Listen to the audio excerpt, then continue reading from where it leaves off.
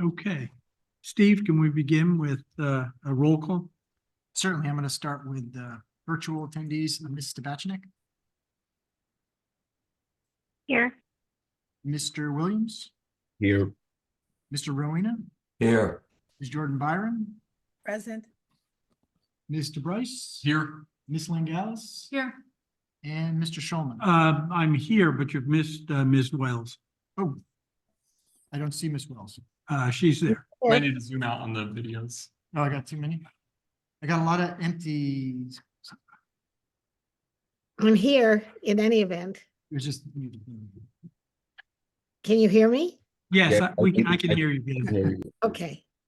Thank you. Okay, first off, there are two items that have come off the agenda for this evening.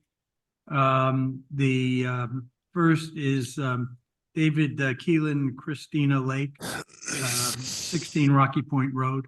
That'll be on a later agenda.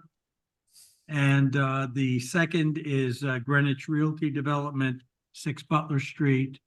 Those are the 20 units of housing. Again, that will be on a later agenda. The first item we have is 2024-07. It's an 824 referral from the city of Norwalk, 98 South Main Street. It's a request to enter into a license agreement with the Riverbrook Regional Young Men's YMCA for the use of approximately 2,000 square feet of the proposed Norwalk Community Recreation Center at 98 South Main Street. And I believe that Alan Lowe is here from the city to explain that to us. Good evening, member of the Planning and Zoning Commission, and I promise I won't take 2 hours. Yeah, very quickly, 90 South Main Street used to be South Norwalk Community Center, as most of you know. The city took over the property probably around 8 years ago, I guess, with Neon being dissolved. And since then, we haven't been really using the building much because we recognize that the building needs to be renovated. And back about before COVID, probably 2018, 19 or so, the city issued RFP for developing that building to a community center. The YMCA submitted a proposal to the city at that point, but we were near the complete negotiation and COVID hits, and then we go for construction cost estimate. The project started out to be like $4 million, now to be like $10, $12 million. So that didn't work out between the city and the Y. So since then, the city, the Planning and Zoning Commission probably knows that the city decided to move forward to do a Norwalk Community Recreation Center instead of just a community center. We have put together a whole bunch of money together, including ARPA funding, HUD funding, DCD funding, and the money that we got from the mall a number of years ago, CPP funds. Currently, we have about $9.5 million. The project projected about $12 million. So we have a capital budget request under Recreation Parks for another $2.5 million to complete the funding package. What's in front of you tonight is that as part of the old YMCA proposal, YMCA on behalf of the city was able to secure $2 million from HUD money, federal dollars for this project. But the money go directly to the Y for this project. But since they're no longer really like the main developer for the project, the money is still available through the Y to us. So recently, the city and Y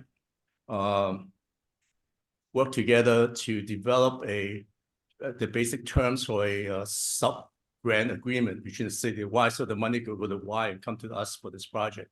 Of the $2 million, $1.75 million is going to come into the city.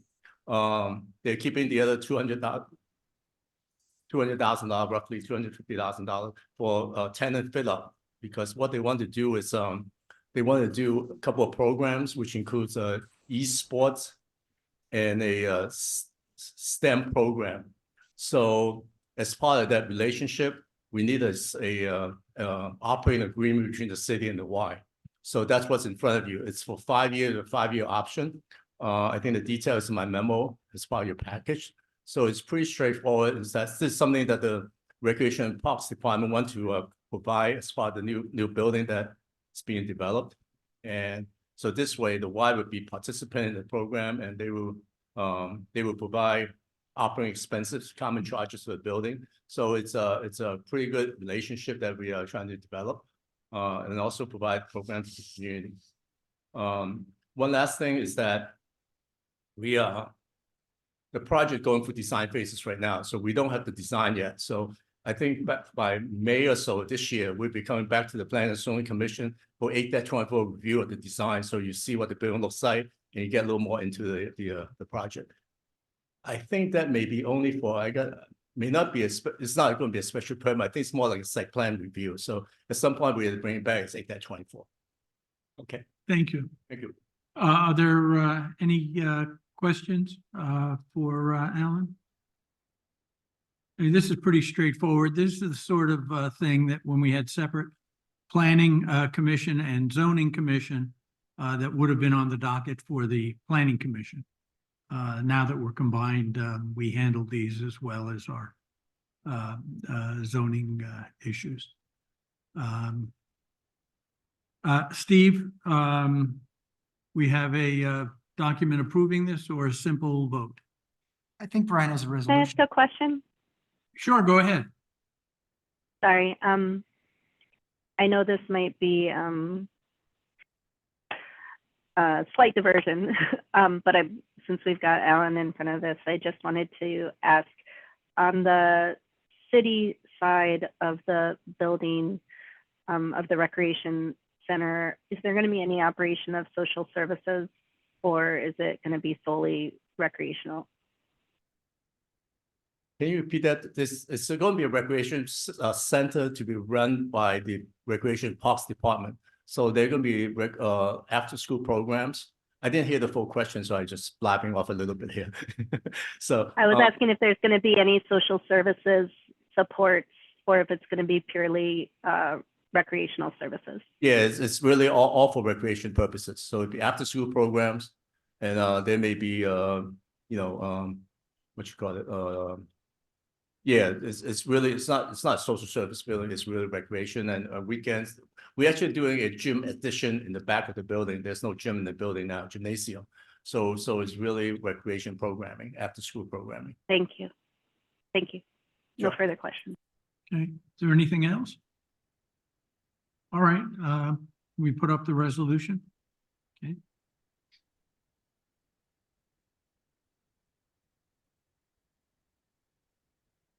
Perfect.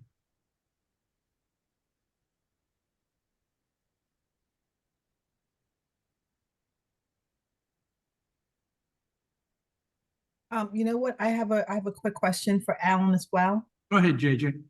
Hey, Alan. So quick question. Being that it's affiliated with the YMCA, will membership be required? No, it's not. No membership required. Okay, and once again, because it's affiliated with the YMCA, will participants get a chance to use the facilities of other YMCA's in the area? I don't know. Generally speaking, I don't believe it's really specific for this building, the relationship. So my understanding that will not be, the people that attend these programs will not be member of the YMCA. They were just sign up for these programs. So Right, it's so- specific to our location.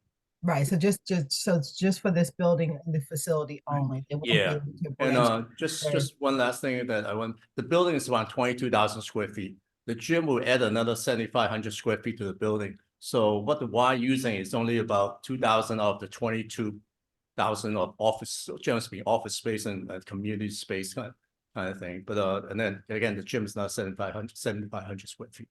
So it's about 10% of the existing building. And for people who don't know, Riverbrook, excuse me, Y is the Wilton YMCA. Mm. Thank you. All right. So they're let's not get- operating a YMCA. There's somebody that happens to be called the YMCA that is leasing space to operate a few programs Right. They through re- the recreation scope of this building, but it's not a YMCA. Right, they provide some program services for us, so that I think it helps us somewhat because we're not. They are hiring the people that run these programs, so they're covering some of the costs, so it's a benefit to us as a city that we are not running the program. And also the financial, they cover the cost of operation of the building, so it's and at the same time, they are helping to provide some services to the Norwalk community. It's more than just South Norwalk, it's Norwalk as a whole. Right.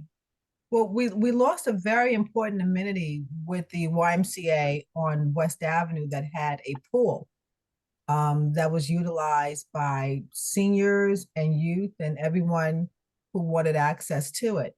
And so another reason why I asked, will participants be able to branch out to other YMCA's in the area is so they have access to their pool areas. All right, can we put the resolution up again, please? And can I have a motion to approve the resolution? Motion. Okay, Tammy has moved it. Is there a second? I'll second the motion. Okay. We have a second for the motion. Are there any further questions? Right, if not, Steve, with everybody, most people being online, let's do a roll call. Sure. Mr. Williams, Yes. Mr. Rowena, Yes. Ms. Jordan Byron, Yes. Ms. Tabachnik, Yes, Ms. Wells. Yes. I think that's everybody virtual. Mr. Bryce. Yes. Ms. Lingalis. Yes. And Mr. Schulman. Yes, That's unanimous. okay, Good night, thank you. thank you. All right, as I said earlier, the next two items have been taken off the agenda, so we're going to go right to the public hearings. The first of the public hearings is 2023-69 SP, SP being special permit. Costco Wholesale Corporation, 779, 789 Connecticut Avenue, District 5, Block 71, Lots 3 and 13. Site reconfiguration and redevelopment, including but not limited to demolition of existing hotel building and expansion of existing parking garage, demolition of existing tire center, portion of the building and construction of new tire center, and plus or minus 14,000 square foot addition to existing warehouse retail building. Let me explain to the public how we conduct public hearings. The applicant or the applicant's representative will detail the project, during which members of the commission can ask any questions they wish.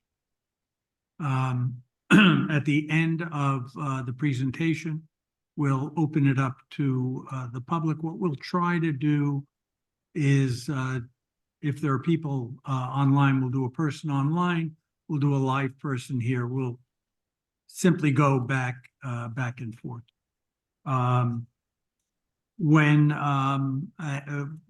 we come to the public portion, Mr. Kleppen will explain how people online can access the meeting. Steve, we don't have a sign-up sheet here, do we? No, we don't. I don't think we should be okay. That's fine. People can, in the audience who wish to speak, when the time comes, can simply raise their hands. We don't set time limits on how long you can speak. We ask you to be as brief as possible, but make sure that you make all of the points that are important to you. The reason being that you only have one opportunity to speak. And we simply ask that you be courteous, that this is open to the public and it's kind of G or PG rated. So we ask you to be aware of that as well. With that, we'll call on the representative of Costco to begin the presentation. Thank you, Mr. Chairman. My name is John Nuff. I'm an attorney with an office at 135 Broad Street in Milford, Connecticut. I'm here tonight on behalf of Costco Wholesale Corporation, which is the owner of the two properties located at 779 and 789 Connecticut Avenue.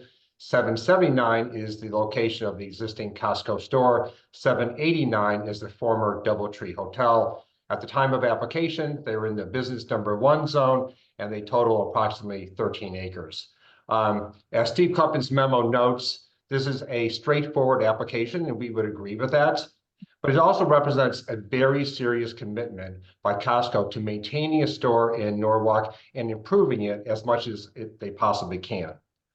The application has 3 primary components that together will yield substantial environmental and operational benefits. The first component deals with parking and access. As you may know, the site is currently non-conforming as to parking, and it desperately needs more parking. So we're going to add more spaces and make those spaces much easier to get to, not only on the main level, but also on the lower level as well.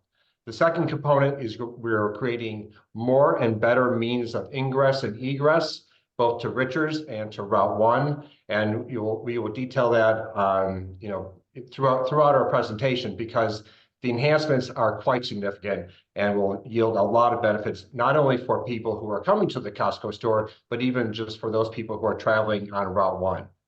And the third component of the parking and access is we are reducing impervious coverage by approximately an acre. We are improving stormwater treatment. Currently, the hotel parcel has no stormwater treatment of any kind on it. We received unanimous approval from the Inland Wetland Commission back in October. And we even agreed to conduct a study to determine whether we can remove the retaining wall along the 5 Mile River, which in my experience over several decades is unprecedented in terms of investigating whether or not that can be removed and that area returned to its natural state. But most importantly, we are committed, and the Wetland Commission has approved a reduction in impervious coverage by approximately an acre, and obviously that entire area will be heavily landscaped. The second component of the application is to create a new tire center along Route 1 that will be approximately 5,400 square feet. That will also improve the traffic flow around the front of the store. And the third component is expanding the building by approximately 14,000 square feet. It creates an opportunity for us to modernize the store, new, more efficient coolers, and expand the existing departments within that store. We have prepared a very concise but thorough presentation. I'll introduce our presenters in a moment, but I want to extend our appreciation to Steve Kluppen and Brian and all the staff. We have met on more than a few occasions starting last summer, and we appreciate their input, and we appreciate how responsive they've been throughout. So with that, I'm going to introduce the team, which consists of Kim Masiak, who's a professional engineer with BL Companies, Angela Balmer, who's an architect with MG2 Corporation, and Chris Teisler, professional engineer and traffic engineer with Kittleson and Associates. And also on the call tonight, we have the Director of Development for Costco, Mark Marcasano. So with that, I'm going to turn it over to Kim, and we're going to share our slide deck. Thank you, John. I'm going to share my screen for you here. Are you all able to see that? Yes. Yes, very good. Again, my name's Kimberly Mazowick, and I'm an engineer with BL Companies in Hartford, Connecticut. And I've been working on the site design with the team, and I'll walk you through these slides for the site, and then I'm going to turn it over to our architects. Again, we're here for special permit application for Costco. If you look at this slide, you can see Costco is right here on the right side, the vacant hotel over here on the left. The property is outlined in red here, and as John mentioned, it's currently consisting of 2 parcels that will be combined. Costco parcel 9.76 acres. The hotel property is 3.2 for a total of roughly 13. Both these parcels are completely developed. On the top side, you can see Connecticut Ave, Route 1 runs east and west. On the right side, we have Richards Ave. south side here is Interstate 95. And then on the right side, we have I-95 off ramp over to Route 1. There's also 5 Mile River Watercourse is down this side as well. And the town of Darien is on this side. As far as environmentally sensitive areas, again, we're near this river and it has an upland area for the water body, as well as this existing detention basin has a 50-foot upland review area. So we've already been to the Conservation Commission and received our approval through them. And I'm going to zoom in a little bit here. Just there's a few noteworthy things on this slide. Obviously, you can see there is a sea of paving here right now on both of these parcels. Neither of them are compliant, as John mentioned, as far as parking requirements and coverage and open space. So with this project, we'll have an opportunity to correct those. The other key thing that John mentioned too is the traffic. So you can see we have 2 access points, this one off of Route 1 here, which is shared with these facilities right to the north of Costco. So AT&T, FedEx, and a BevMax, that's shared. And as you come in here, in order to access the parking, you have to come all the way to the front of the store and feed into these aisles. And specifically to go to the lower deck, you only have 1 access point, and that's right here. You also have an access from Richards Ave. However, the existing tire center, there's a traffic conflict here. The doors for the tire center exit out in this direction. So there's an inherent conflict with that we're going to be able to correct as well. So I just wanted to point those 2 things out to you. Actually, jump back. So this is our proposed site plan. Again, Costco is here. This is the proposed parking deck expansion in this area. It's the dark gray right here. You can see the existing parking deck right here. And for the tire center addition, new facility, that's located right up here along Connecticut Ave in the front. And then there's a proposed addition in this area and a canopy enclosure as well that we'll be looking at doing. And then Richards Ave, we will have some ramps to access this lower parking deck again. So if you look at this, I'm going to zoom in just so we can see it better. Again, we'll have the total square footage, 147,000 with 810 parking spaces. So now this will be compliant with zoning. Again, as John mentioned, significant reduction in impervious and this enhanced buffer that we're going to provide over here. So we will be compliant for the open space and coverage requirements as well. The key point with traffic, as I mentioned, we had those 2 access points previously, and now we're going to add over here where the existing hotel lies. We're going to reuse this entrance, so you'll be able to access into the lower level here. When you come in off of this, now you can peel off and go to the tire center here. And as you come up and continue in front of the store, which is similar to the situation today, you have all these points that you can turn off and feed all of these aisles here. So we're really, really increasing pedestrian safety and traffic circulation by pulling off all that traffic before they even get to the main entrance over here in this location. In addition, we're actually going to be doing some restriping in this area. Currently, there's one-way traffic, angled parking, and we're going to increase that circulation by making this 2-way. There's plenty of space to do it. So we have 2-way traffic throughout this area here, and we will significantly reduce traffic to the front. And then again, as I mentioned, the Richards Ave, now you can come in, that tire center that's here will be removed and you'll be able to feed down into the lower level, or you can just continue and go along to the upper level. And we've worked with the town closely. We have strategic wayfinding signage throughout here to further assist and help pull people away from the store and to make clear movements to each exit. So there's detailed wayfinding plans for that. Right now, you have designated parking for your employees. Nobody pays any attention to that whatsoever. I'm wondering what your plans are for employee parking and sort of how, it's not the right word, but how do you intend to police it? Well, this is Mark Marchisano, Director of Development at Costco. We don't actually have specific designated parking for our employees. They have the ability to park on the upper level or the lower level of our existing deck. So, and that's going to be maintained as the similar case. The way that this site currently operates, even though we have a lower level of parking, since it only has one access point and it really is a tunnel and it's only one way in and out, it is very little used. So this building tends to operate as if it has half the parking than what is currently there existing.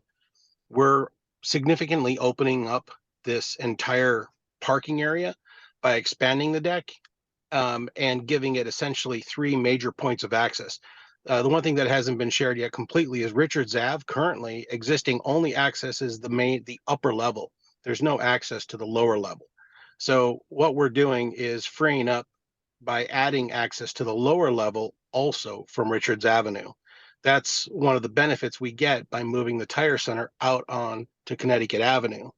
So by doing these 3 things, we're doing a number of items. One is we're freeing up traffic significantly, not just for us, but for our neighbors in front of us. And then we're providing enough parking that doesn't matter where our employees park, as an example. You know, we typically try to direct our employees to park further away, but we do have safety items where they have to access, you know, in the morning or early hours, they're accessing through the receiving. During later, they'll then come in through the canopy.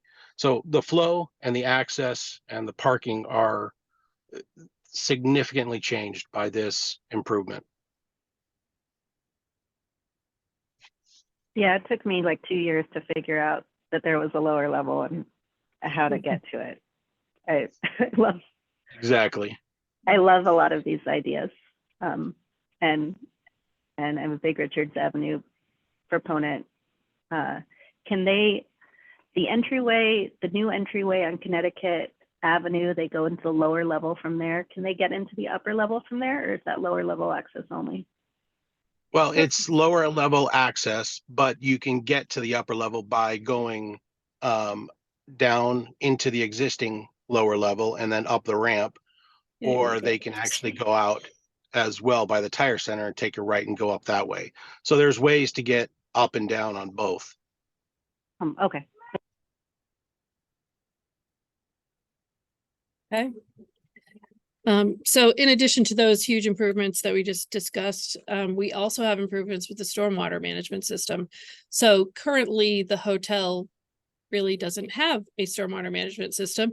There's no treatment and the water runs off the paved areas and goes through a flood wall that's over along this edge, through holes in that wall, and discharges down into 5 Mile River.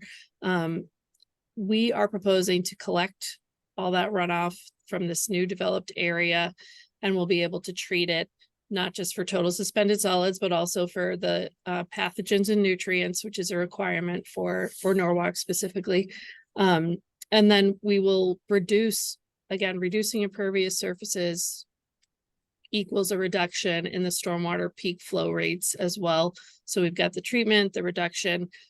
So this is benefits in all cases. We're actually providing a stormwater basin here as well for groundwater quality treatment. And then it will infiltrate and overflow through this level spreader that we have. We also are reusing existing outlets in this location as well.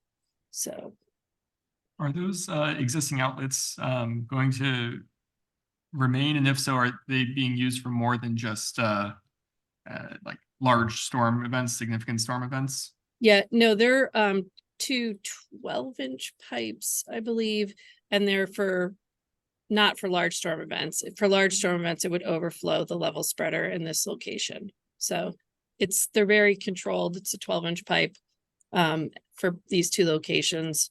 that takes the roof water from the hotel right now, and they're established outlets, so we will reuse those for discharge. Okay, so does that mean that they would be used for general like discharge, like for like, small Low flow storms, yes. What treatment's happening to the water there before it flows into the 5 Mile River? So it's treated through a jellyfish filter. I'm not sure if you're familiar with those. They almost I'm look not. like, okay. They're excellent. They're expensive, but they treat for pathogens, nutrients, and total suspended solids. So it's all in one. And they have cartridges. It almost looks like a pool filter for an analogy, and they get replaced periodically. And we have that all spelled out in our stormwater management report, but it does provide the treatment levels that are required in the Norwalk Conservation Commission regulations. So it does go through there. Then it also comes out here. There's a plunge pool, and this will, act as a further treatment in this basin before it overflows and discharges. Thank you. Sure. So question? Yep. Will these wider parking lanes account for pedestrians? I shop at Costco all the time, and it is a minefield for pedestrians walking from their car to the store. Will there be any raised meridians where they will walkways where they will be separated from the incoming cars? No, the pedestrians will walk down the aisles, which are wider, and they will share as they go down. The difficulty we have with doing anything that's a raised item on the parking area is that we have members that are pushing big carts, not just big carts, but also flatbeds. And you cannot get those over raised meridians and things. So it's a safety issue actually to try and have those. Also, people that are in the parking lot, are very individual, and they tend to go their own pathway. I can put a directive, pathway on something, but they're not necessarily going to follow it. So we accommodate that by having the wider aisles and the wider drive lanes. Okay, so again, especially around the holidays, when the parking lot was a complete mess, and I'm glad that more parking space will now be available, but certain the same thing will happen again. I have seen, children, holding on to their parents with dear life because cars are, trying to maneuver around them to try to get into a parking space.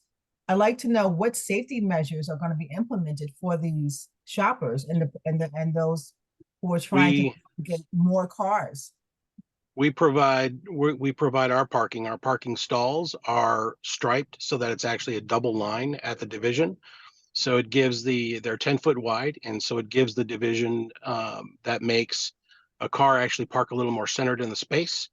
It also gives a little more room between vehicles so people can traverse between them. This is no different though if you're shopping at Wegmans or you're shopping at Target or any other parking field. People still need to get from their parked cars or the grocery store at Stop and Shop. They've got to get from the parked car to the main entrance, and the pathway is along the side of the drive aisle. Again, if I try to put a raised walkway, people will not use it. It's not the nature of how we use it. But the safety measure comes from several things. It comes from the fact that we direct our parking to our main entrance. We provide the wider parking spaces, and we give the people the ability to be safe and, push to the side as they need to. It is a big parking lot, and those difficulties exist in all retail environments. Well, with the wider parking lanes that are accounting for two-way traffic, at least when it was one-way traffic and you were pedestrian, you knew which way the traffic was coming to maneuver around it. I actually have projects where we have one-way directional parking, sort of that where you go in one direction. Right. And we have more issues with those sites because people do go down the wrong way. People try to take shortcuts. They'll come up on the end of the aisle and they'll see, hey, there's a spot over there. So they're gonna take that shortcut and try and get in. We actually have more issues in those layouts. This layout with parking being 90 degrees makes it much more safer because it gives everybody the same expectation of what they need to do. Yeah, and Mark, this is Chris Teasler with Kittleson, Costco's traffic engineer. I'll just add that, I mean, obviously, right, pedestrian vehicular conflicts are of everybody's utmost concern. I think Mark's already raised lots of great points. The one thing I'd add is the fact that these parking aisles are being changed, the fact that we're adding parking not only to meet code, but provide better utilization percentage rates for the site. It's going to, basically it leads to this. One is members who come to the site will actually need to circulate less than they do today to find an open parking space. Part of the congestion issue that exists today is because number one, there's this imbalance of usage between the upper level and the lower level parking, because the lower level parking is very difficult to, access and reach. And I think a commissioner mentioned, like, I didn't even know it existed. I think a lot of people don't really realize that there's parking down there. I always park on the lower level, always.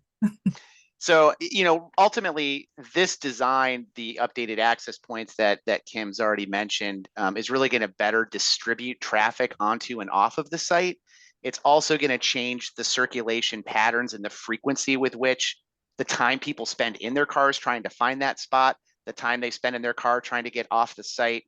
And it's also shifting where that activity is most heavily concentrated and spreading it out across the site in a more distributed manner, taking pressure and in effect reducing head vehicle conflicts in and around the entrance to the warehouse, which of course is where the highest concentration of pedestrian activity is. And right now, the highest concentration of traffic is. So by, spreading that peanut butter, if you will, out a little bit more, it's going to be much less bottlenecked and constrained, and it's going to operate a whole lot better and more efficiently. Okay, thank you for that. Pardon me, but with additional underground parking, are you going to add elevators to make it easier Yes. for people to get up to the first level? Yes, we've Yes, actually actually put in a couple of larger elevators. This is Angela Balmer. We're from MG2, Costco's architect. Kimberly's just highlighted the relocated elevators. They're actually larger than the existing elevators that are near the existing tire center currently. So we hope to help alleviate any stacking issues there for the elevators as well by putting in the larger ones. Thank you. Yeah, so the way that those work, just for information, is they're freight elevators. They can handle much larger loads and more people. So people will be able to use the elevators, but we also still have the walkway that is existing that people can use as well.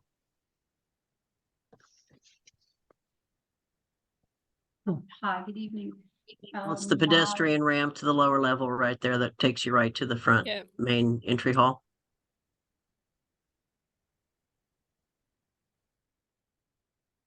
Good evening.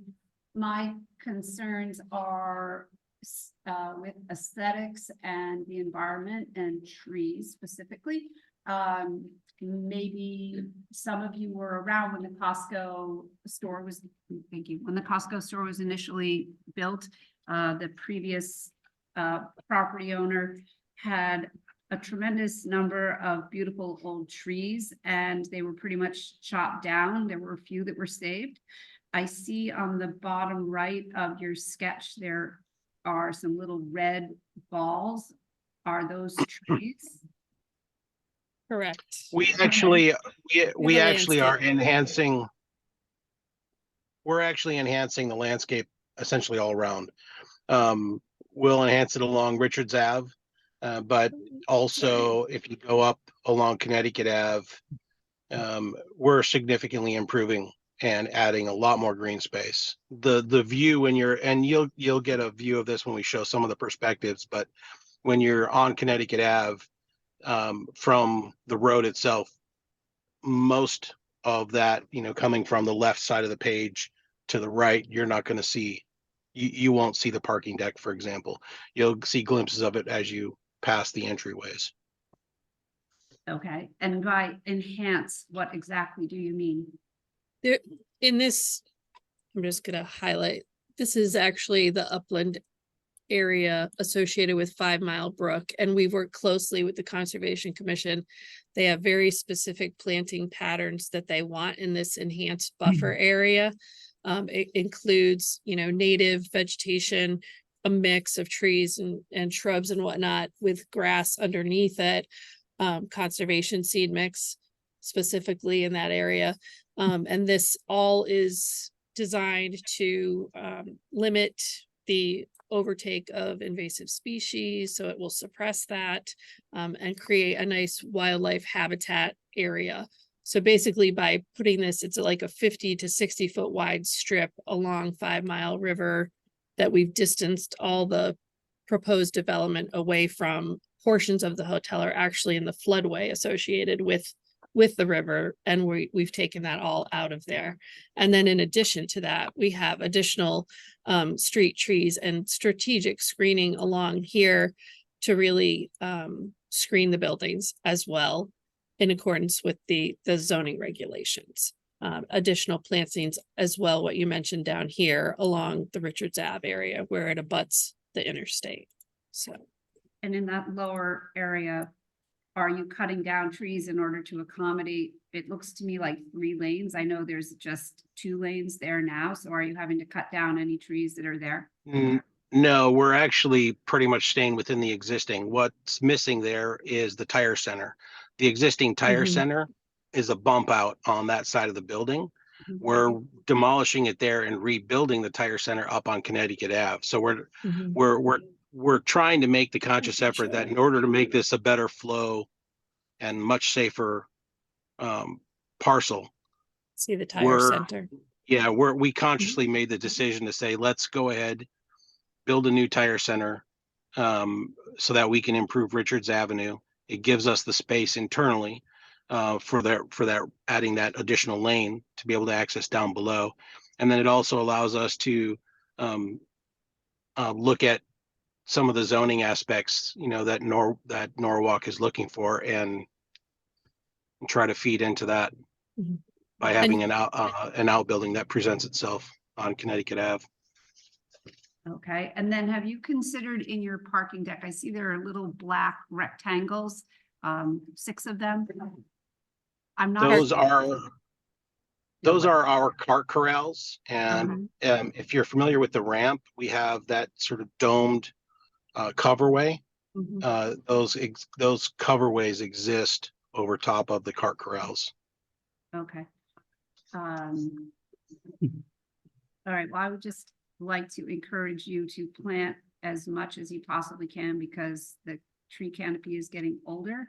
And there were a lot of trees removed on the Richards Avenue side of the building when it was originally built. So if you have some extra funds for beautification, you feel free to add anything there. And even if you could do planters along the front of the building, now that you're changing it a little bit. I don't know if you have space for that with the shopping carts and everything, but it might be a nice enhancement with all that blacktop.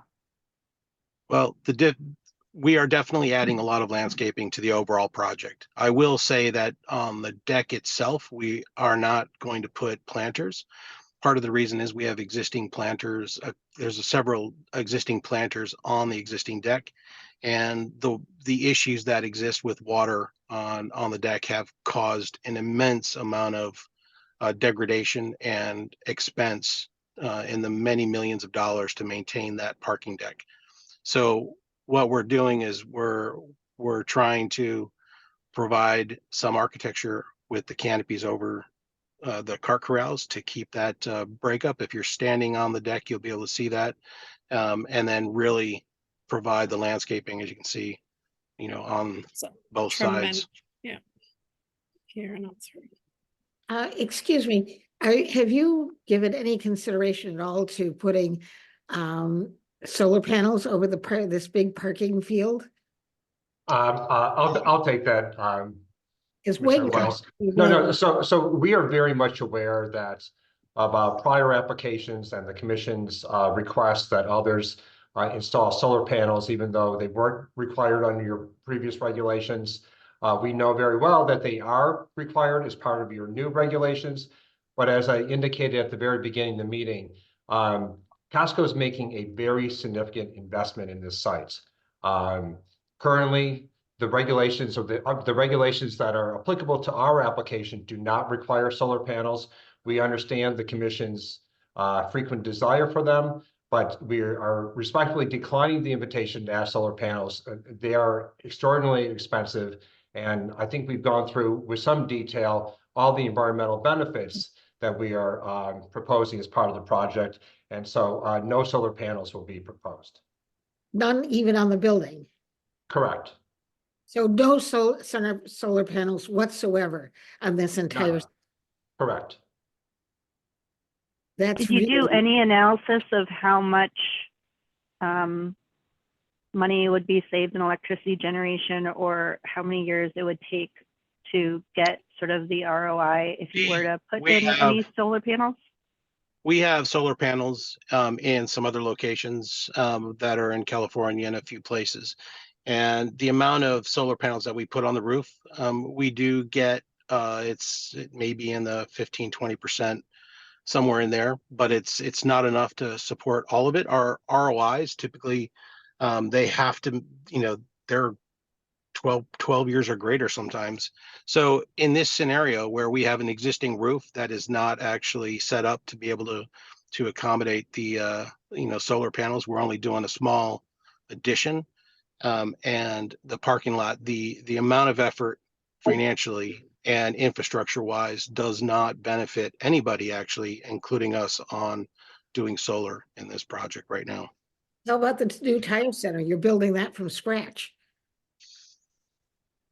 That's correct. But there, for me to do solar on, 3,000 square feet of solar on the roof doesn't give me much of anything, as far as it doesn't support the tire center business, as far as its needs for electrical use.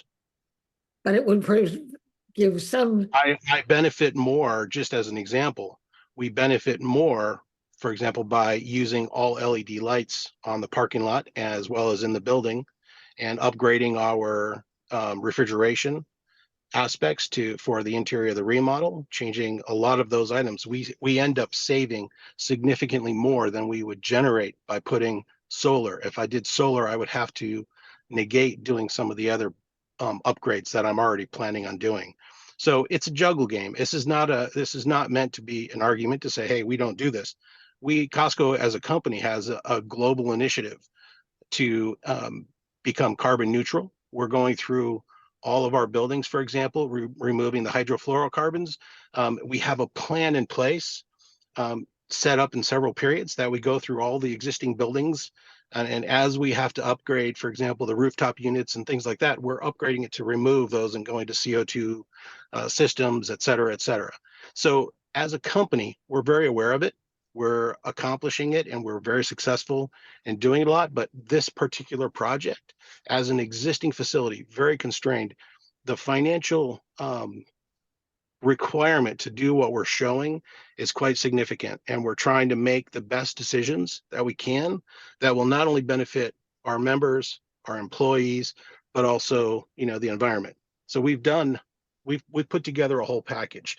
And so I want to make sure everybody understands that just because we're not doing solar, it's not required for, your requirements in this application.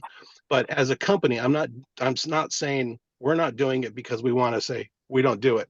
We're just saying we're making choices to do other environmental aspects that are making a much bigger impact than the small amount that the solar on this particular project would do. That's not very persuasive to me. You say we're really conscious of the environment, we're just not doing it, here. No, that's not what I said at all. But you can impress it in any way that you want. But this is an existing facility that has a lot of constraints. Our project shows that we are making significant efforts to make this a better, safer place for our members, make it easier accessible for us as well as our neighbors. And we're doing a very good job to consciously do that. One of the things that you don't see here in the pretty picture that we made is that this roof has the entire roof is covered with RTUs and skylights, and so there's very little area left on that roof. I took the liberty to clean that up, and just because we were concentrating on the architecture. But this roof is covered in skylights and RTU units up there, so it's also a little bit difficult to fit such things in on the existing buildings. I'm sorry, Ms. Bomer, I don't know what an RTU is. Rooftop unit. We have mechanical units on the roof. Rooftop unit. Yeah, that's right. And we have almost 200. We have almost 200 skylights up there. Yeah, the HVAC units, the refrigeration condensing units, the makeup air units that bring in air to improve the air quality inside the building. Those are the units I'm talking about, plus the skylights that are liberally throughout the roof structure. Thank you. Okay, so I have two more site slides and then I'm going to turn it back over to Angela. And this is just our proposed photometry site lighting plan. And we, again, this is one of the benefits Mark said, we're going to retrofit all these existing lights here. They'll all be new lights, LED, dark sky compliant. The deck pole height is 30 feet. The lower level is 36'6". And we actually have a slide. We went out, this is an actual store that we did with Mark previously, and took some night photos just to illustrate how those cutoffs do work to prevent spillage where we don't want it. And that is it. So Angela is up next. Just again, you know, remember, like Mark said, approval of this project brings lots of enhancements for the site, the enhanced ecological buffer near 5 Mile River. It's making it compliant for zoning, for coverages, for parking, treatment of stormwater that is unexisting currently. And then the traffic improvements are huge for vehicular safety and pedestrian safety. So Angela, I will turn it over to you. Thank you, Kim. Basically, I think everybody's kind of gone through some of my points, but generally the design for this addition, you know about the parking deck. That's getting kind of the most airplay here, because obviously for a building that does have as many members as it does, this really frees up that area, gets folks a little bit of elbow room to move around the site. But the building massing and materials were matching and blending into the existing building itself. We had already discussed the demolition and relocation of the tire center to this new facility on the front. This serves as a liner structure to focus the field of vision, kind of provides screening for the parking area, as well as the landscaping that runs along the street there on Connecticut Avenue. Just kind of filters that view of the parking area. Then again, obviously, by relocating the tire center, that frees up the area along the off of Richards. I think if you want to go to the next slide. Yep, sure. Thank you. Can see Richards Ave. Yeah, so when that tire center is relocated, that opens that whole drive along there to the existing curb line, and makes it allows us to go ahead and put in a ramp system to take you to the lower parking area. And as people have commented, some folks didn't even realize that lower parking area was there. But this improves the access to that off of Richards Avenue, as well as having that access to the new parking area, new parking deck underneath the lower parking area alongside the tire center. With the canopy, the existing canopy is pretty much left undisturbed, except for what we've done is we've extended the arm of the canopy to the left where we have sectional roll-up doors. So in the summertime, those doors can be open and that becomes more of an arcade space. But it also provides area for carts to be brought out of the weather, so that they're not just staged out where folks, have to use wet carts, etc. Plus, it also allows us a place to put this new larger set of elevators in that arm as well, so that basically members can go down into the lower parking areas, can access the elevators, and can come up into a enclosed space where they're out of the weather, and then they are able to go into the warehouse itself for shopping. We are then going to go ahead, in the same vein where the cart corrals are. We're going ahead and adding in covers at each of the new cart corrals and the new parking and the existing as well. And that also helps to keep everybody as dry as possible. Let's see. Go to the next slide, please. So this gives you a good view of how once we've removed the tire center in that area and relocated it, this really opens up this ability to access the site, even the lower parking area as well as the upper parking area.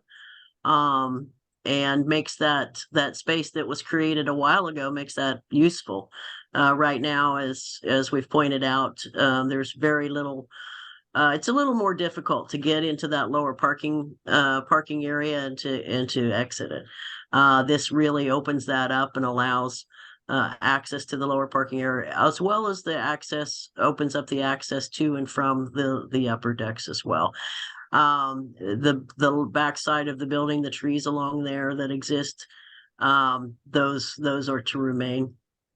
And these were actually brought in from Street View. So these are actual trees as they exist on the site right now. Palmer, can I interrupt you with a question on this slide? Yes. Thank you. So from this perspective, you were talking about site access and how this eases the access.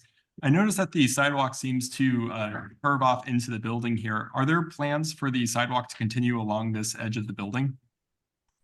Yeah, I think that I think this is an artifact. But yes, we are extending. We are extending the walk along there so that there is a way to come up alongside. If you can, I don't know if you can zoom in a little bit there. Yeah. Okay. And similarly from the Connecticut Ave approach, or although if you have another slide where that's easier to see, I'll let you continue. We can talk about it. On the Connecticut Avenue side, if you kind of We slide. have a pedestrian slide. Hold on, let me just go. Okay, Yeah. sorry, I didn't mean to skip ahead. No, that's No, okay. This was that's just kind of fine. a backup to show the Well, access. Go ahead. So Angela. the main access there for we don't expect people members to go to the tire center without their cars. But there is a pedestrian access off Connecticut Avenue. And then one of the things that we've got here is kind of a dedicated access for folks that are walking to come from Connecticut Avenue down Richards and come up this direction here.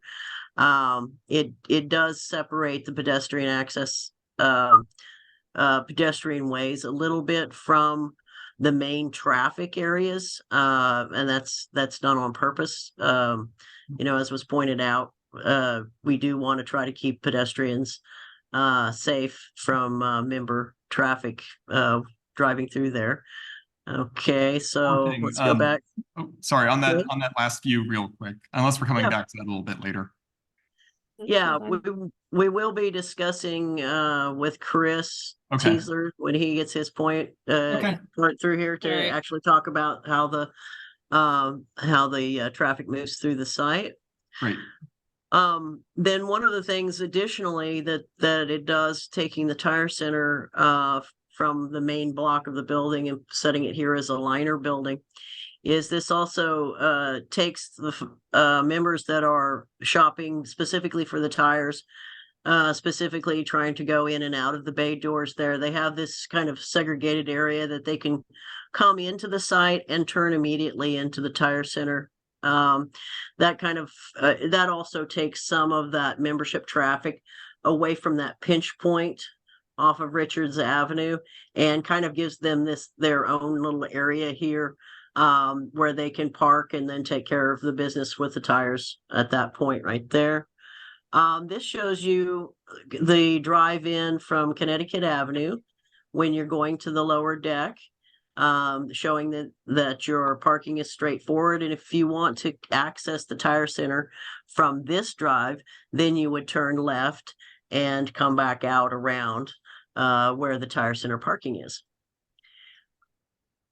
Okay, and this kind of gives you a view of that first entryway where you would kind of, I think that once folks are used to this, they will, if they get used to the idea of using that lower parking area, especially since we're doing all these enhancements, the ability to get in and out of that lower parking area and be able to access the warehouse from the lower parking area, I think that a lot of folks will actually come off and turn into this lower parking area from Connecticut Avenue here. But as you can see, with the combination of the plantation here and the liner building that we're utilizing, that the new tire center, relocated tire center, as a liner building there, it does give you a fairly good screen or filter for the parking area. Okay, and this is the view of the main entry exit, and this provides the area where you'll turn in, and folks that are going, members that are going to the tire center can turn right. We do have some wayfinding signage there that explains that you can turn right for the tire center or continue up onto the new parking deck. And left to our neighbors. And yeah, Left I was to going the to say. neighbors. I was going to say yes, and still the neighbors can come in and turn to the left to go to the areas on the left, the businesses to the left. Okay, so Chris, you want to take over? Yeah, sure. All Okay. right.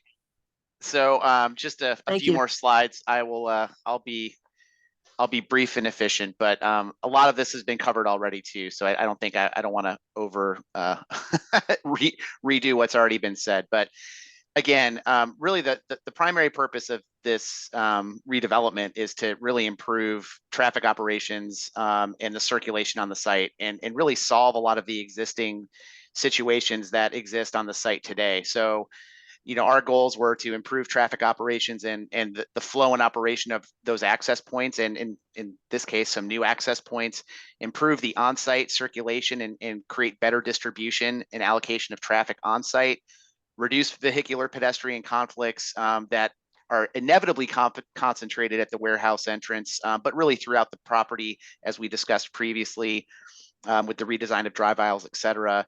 And again, Angela was just talking about this, really the where the tire center is today and the friction it creates for the site, for people coming in and out, especially along Richards Avenue. By relocating the tire center, we're eliminating that concern. So again, these were kind of the main issues as we started to look at this site and got to work on our TIA. It really is. It's a constrained site, as Mark mentioned. There's really only two ways in and out of the site today. One is the signal on Connecticut Avenue, the other being Richards Avenue. And that just inevitably results in a high concentration of vehicular traffic. Predominantly at that traffic signal, it's about 70% of all the traffic coming to and from the Costco uses the traffic signal, and only 25 to 30% uses Richards, which Rich, you know, also has to deal with our friends and neighbors there to the north of the building, the FedEx and the other businesses in there in that small retail parcel building.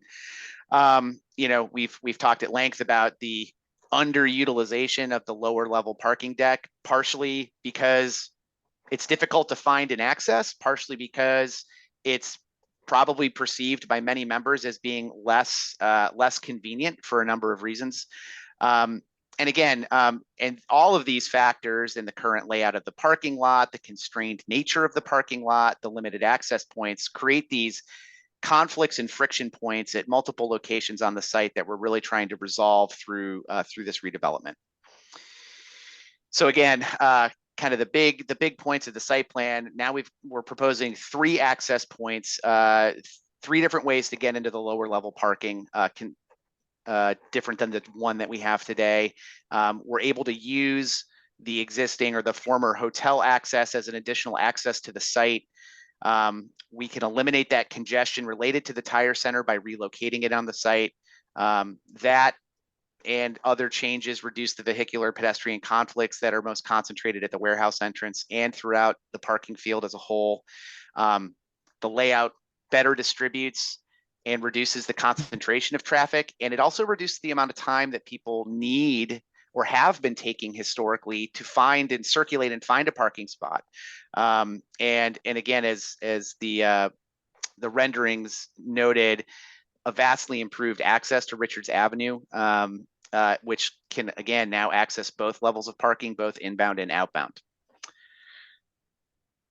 We didn't talk about this much because we said it up front, but the warehouse, this project and the warehouse expansion really isn't introducing any new goods or services, which means in principle, like we're not expecting a trip generation increase.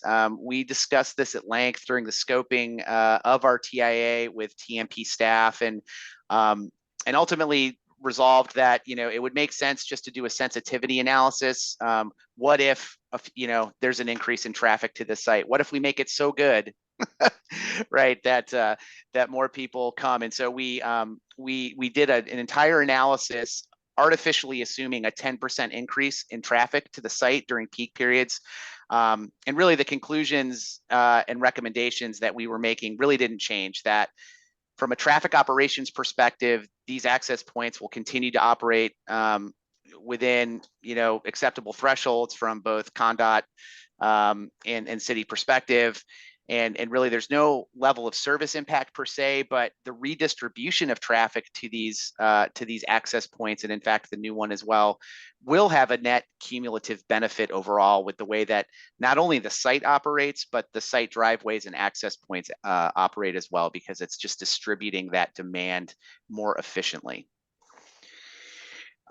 So to focus in for a moment on that hotel access, again, the TIA looked at 3 different access configurations for this, kind of ran the gamut. It looked at, we keep it the way it was with the when it was a hotel, full movements, meaning left turns in and out, right turns in and out. We looked at restricting left turns out and just retaining left in, right out movements. And then, you know, what would happen and what happens if you restrict it to right in, right out.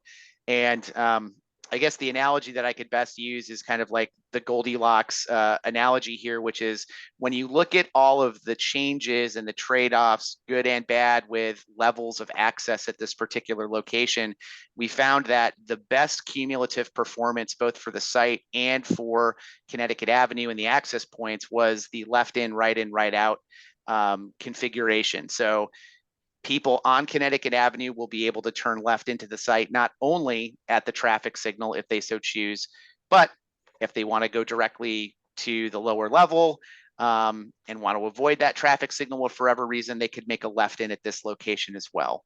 And again, right in, right out movements from here would be fine. And the only ones that would be restricted from a safety perspective, I think just given its proximity to the traffic signal and the challenge of making left turns out of this driveway, given the higher volumes on Connecticut Avenue and, you know, the inherent challenges with judging gaps in traffic in both directions to make that movement safely, we wouldn't want to retain full movements. I don't understand how left in is safer than right in and right out. They have to cross traffic to make a left in.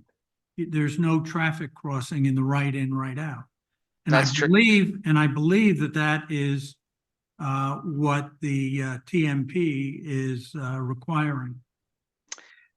Yeah, so to address that, you're correct. The left end still does have to cross the, I'll say it's the eastbound direction of travel, but it's the secondary, in terms of primacy, in terms of which traffic is subservient to which, that left turn in is much easier to make than a left turn out of this driveway.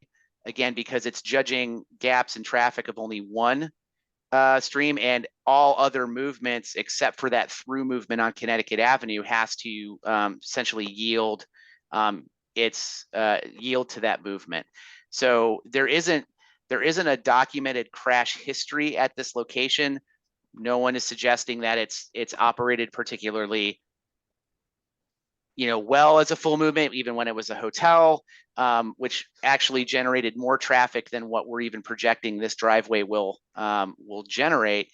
But there's really no nexus between the documented safety performance and certainly the traffic operations of allowing that left turn in. And ultimately, I mean, this has to go back to OTSA and be approved by the DOT.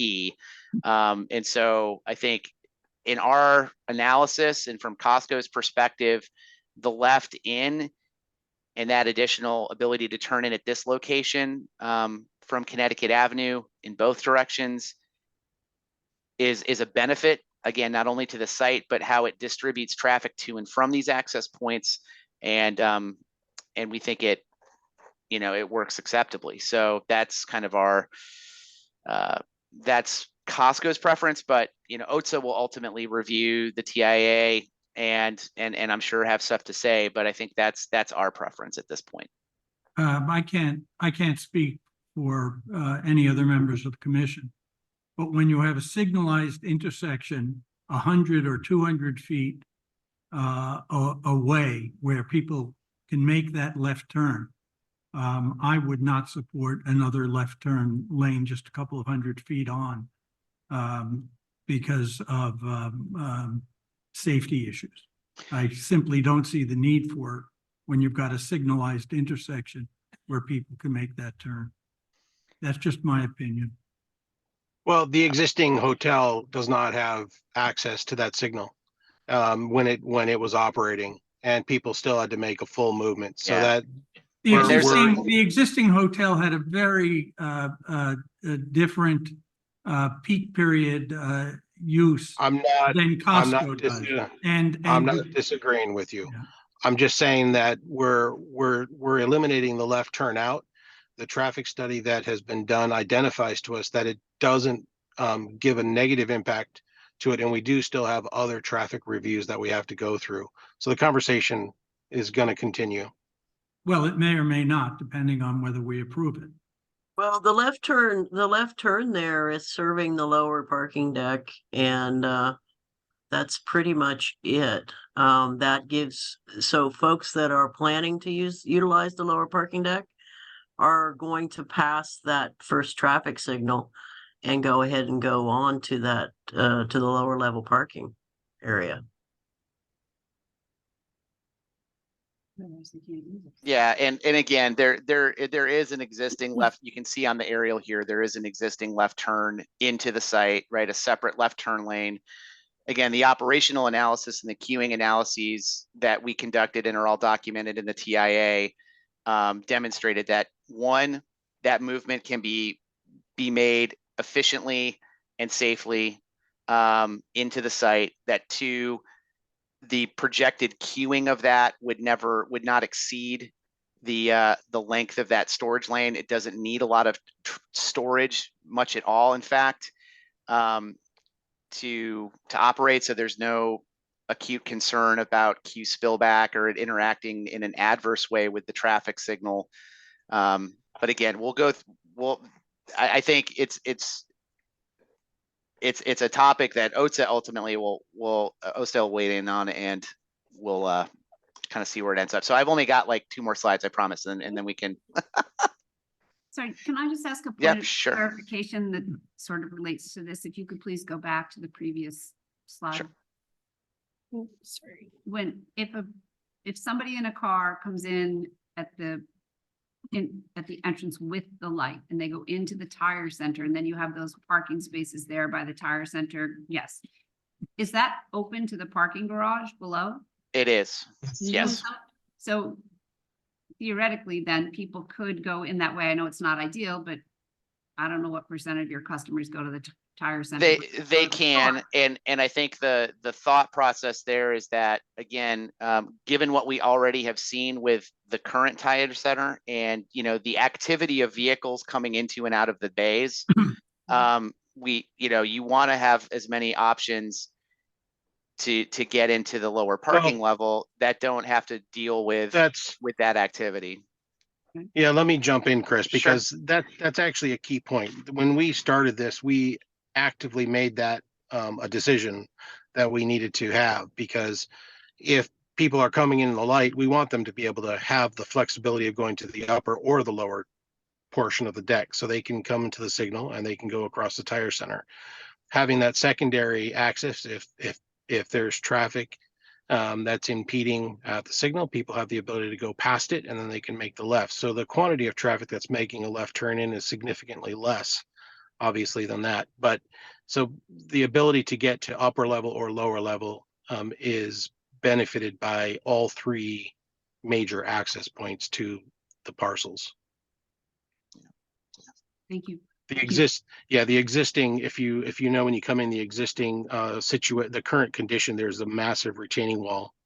And so what we're doing is we're going to essentially rebuild that whole space between the existing hotel parking lot and the main drive access. Thanks, Mark.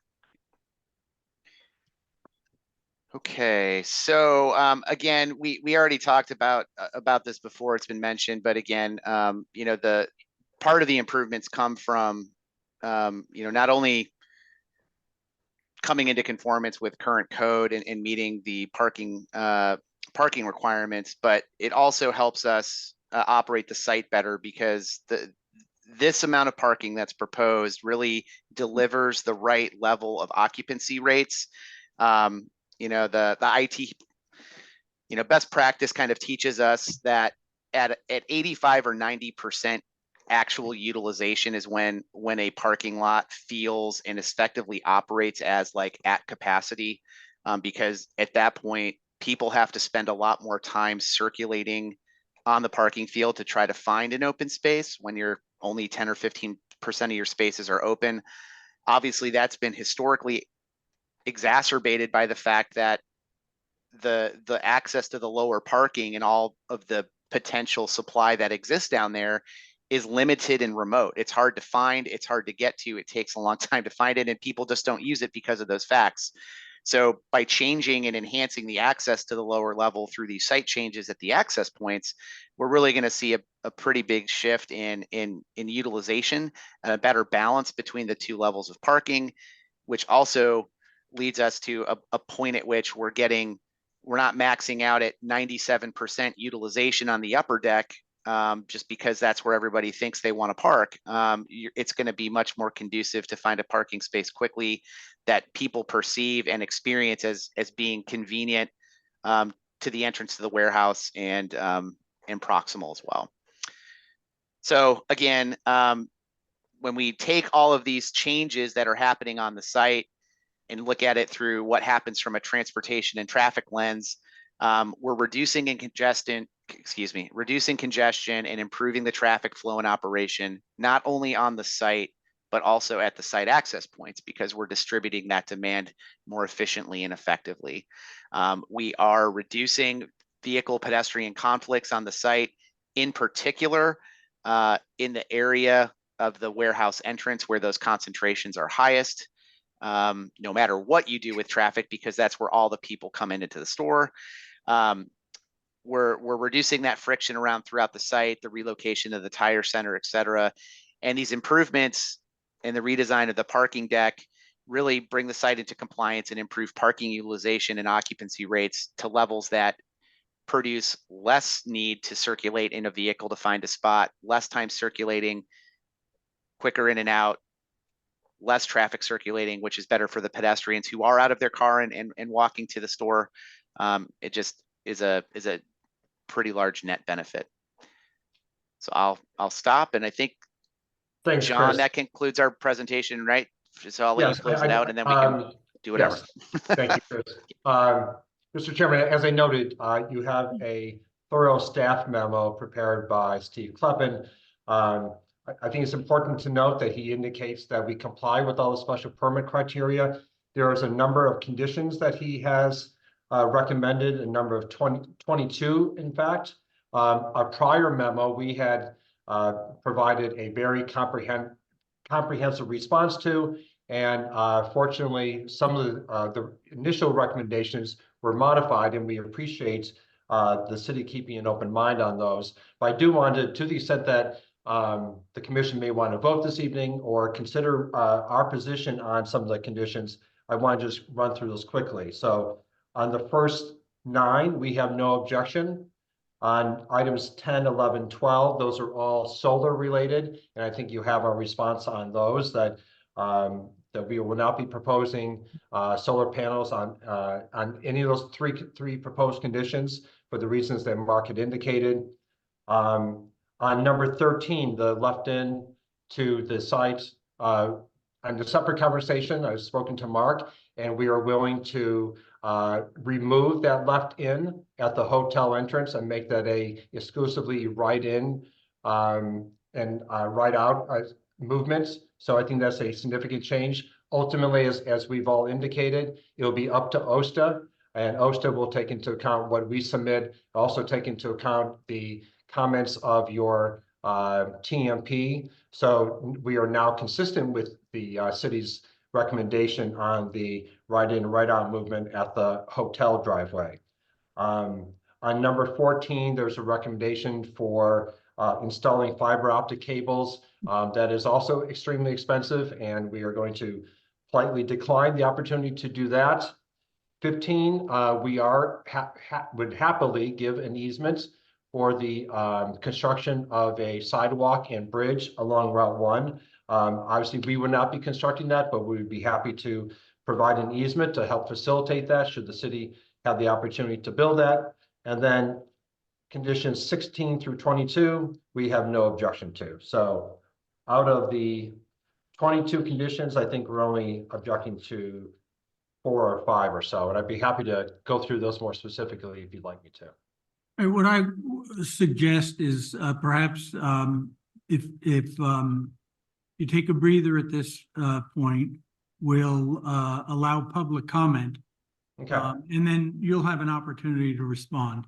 Sure. And to the extent that you want to, or we want to hear further from you, we'll let you know. Thank you. Okay.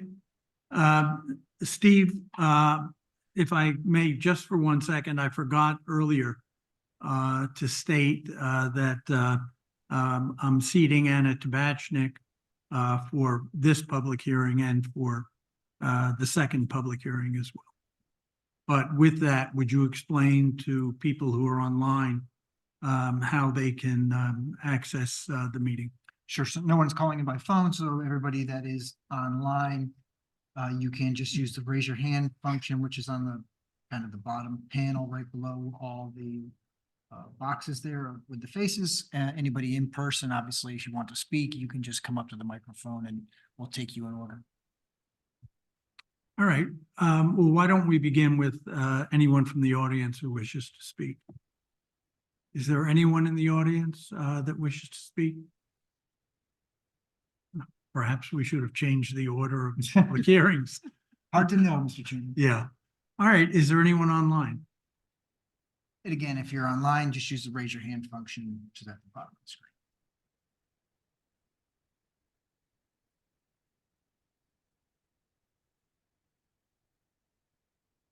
Don't see anyone. Okay. Let's just wait a minute or so, just in case.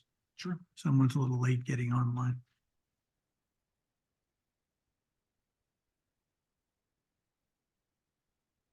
No change. Nothing.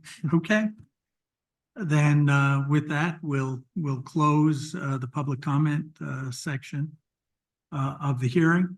And we'll go back to Costco and commissioners that have any further questions. Commissioners, are there further questions? I have some questions. Sure, please go ahead. How did the team identify that 810 parking spots were required for this site?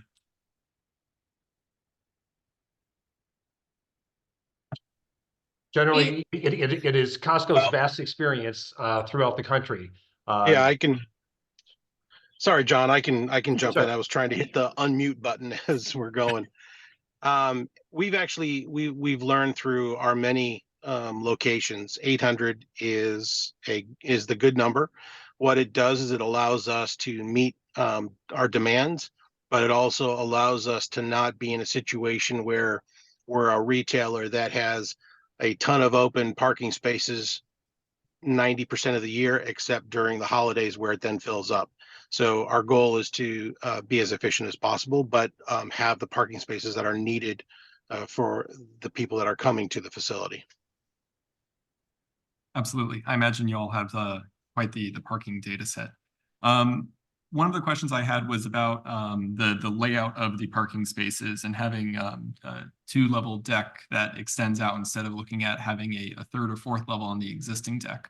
What was the reasoning for expanding out the space instead of going vertical, if you will, in the parking? If it's efficiency and cost, there's the existing deck that is there.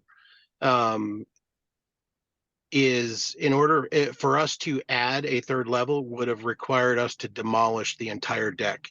So if I give as an example the cost difference between us expanding out and still being able to reduce impervious versus going vertical is literally more than half the cost less than adding demolishing the entire existing deck and then rebuilding in the multiple levels. Also, what we do know is that once we start adding above the 2 levels, it becomes more of a high-rise or a significant multi-story retail access, and it doesn't get used as much. Yeah, I think one of my concerns when I first saw the plans was that it seemed like we were going from 2 uses on these lots to 1 use, and so it's unfortunate to see that loss of additional space that's now being turned into parking. I understand that the going up sounds like it's infeasible here and that the site is constrained. Can we go back to the pedestrian safety and access? I think there was a plan that came up earlier. I'd like to revisit that.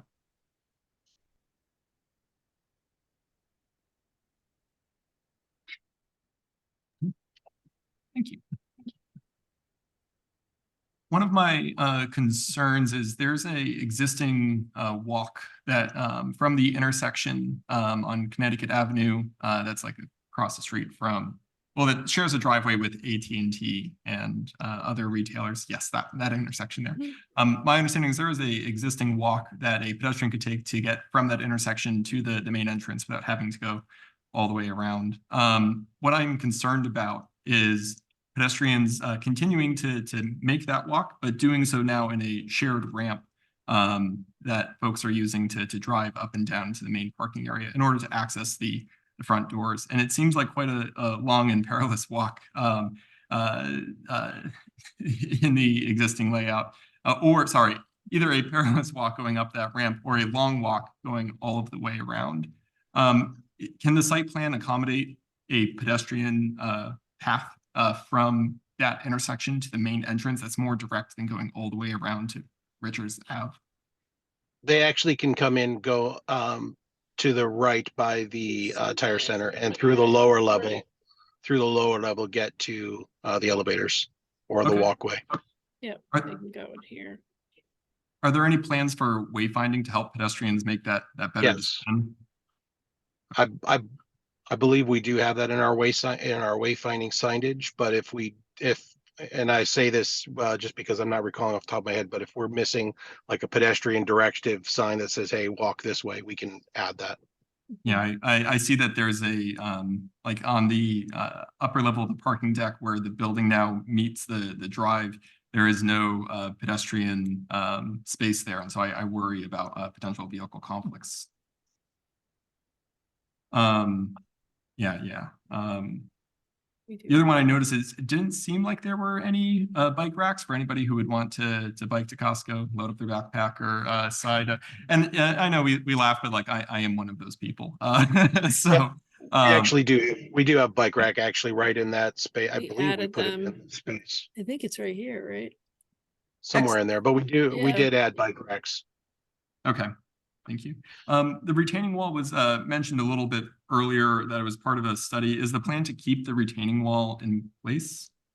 So the retaining wall, retaining wall that we're talking about is along the 5 Mile River. Yep. And so that came up during wetlands. And so it's really just holding back the river. And so we agreed to do a study that is nearing completion to determine what the impacts would be if that wall to be removed. And so we could grade that area so that's a more natural sort of setting.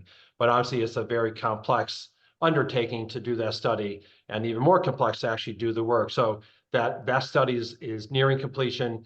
We are required to submit that study to the Wetlands Commission, and if it's deemed to be feasible and prudent and benefits, we'll have to submit an application for that. But that's not currently before this commission as part of the application.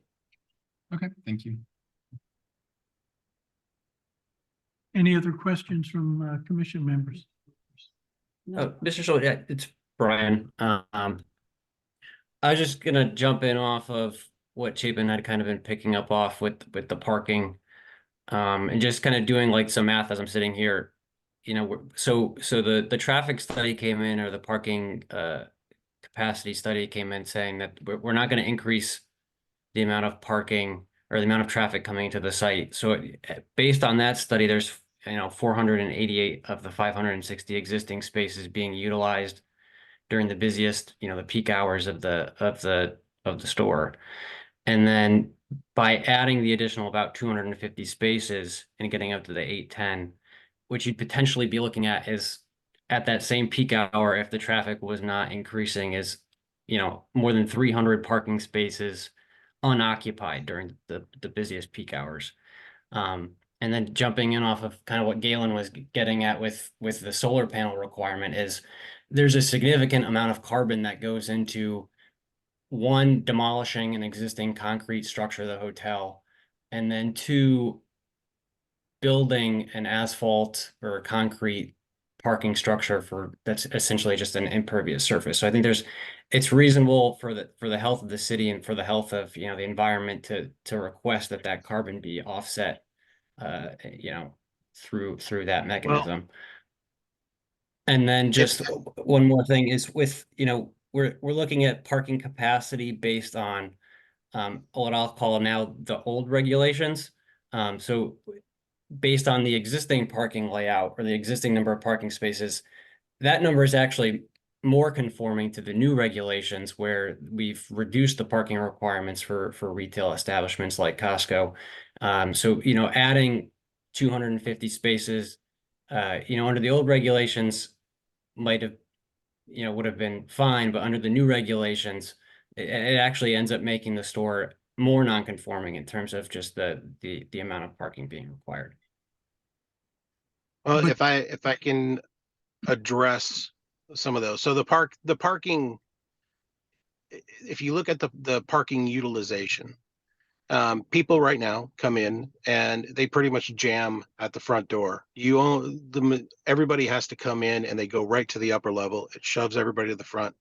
And we get people that are sitting in aisles. It makes it very congested. So having those additional parking spaces, as well as the access to those, gives them the ability to filter. We will not have the 300 necessarily unoccupied spaces. You have to find the happy ground between what is our least busy time and our most busy time. And that's what the 800 parking stalls does for us as a company.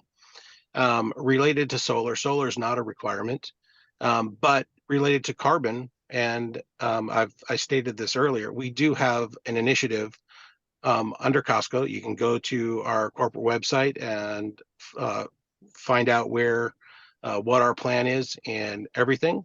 I can also state that as of 2020, end of 2022, between 19 and 20% of our electric utilization is renewable. So we accomplish that in several factors. We accomplish that whether it's in some locations, we've done things on site. Other situations, we've done it where we've have an agreement with the utility that we're purchasing all renewable electricity or a certain percentage of electricity from those things. It's the same concept as if I look at the way we do our operations in some of our disposal of whether it's food products. If I have leftover bread in the bakery, our warehouse manager is making agreements with local shelters to take breads and things that are left over.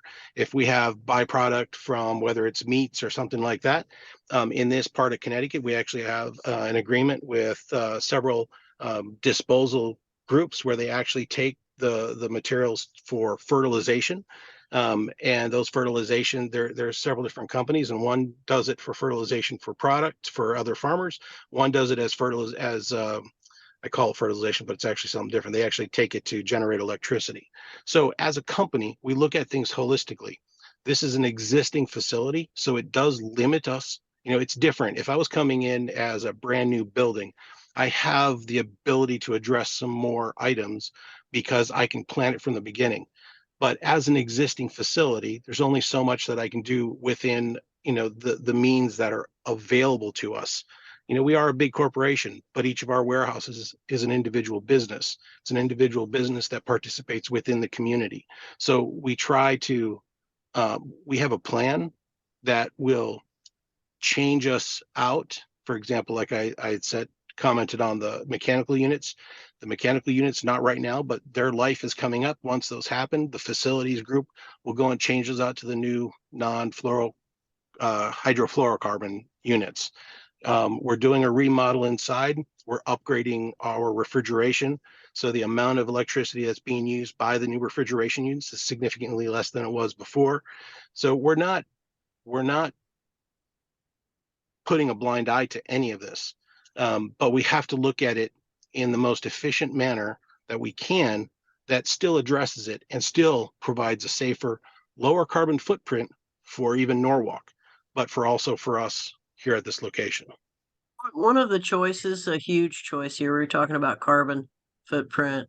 One of the huge choices here is to work with the existing structure to bring it up to the standards of the new Costco's. As far as the available member services inside the building, and basically not tear the building down. And that is a huge impact as far as the carbon footprint is to reutilize the space that we have on this area.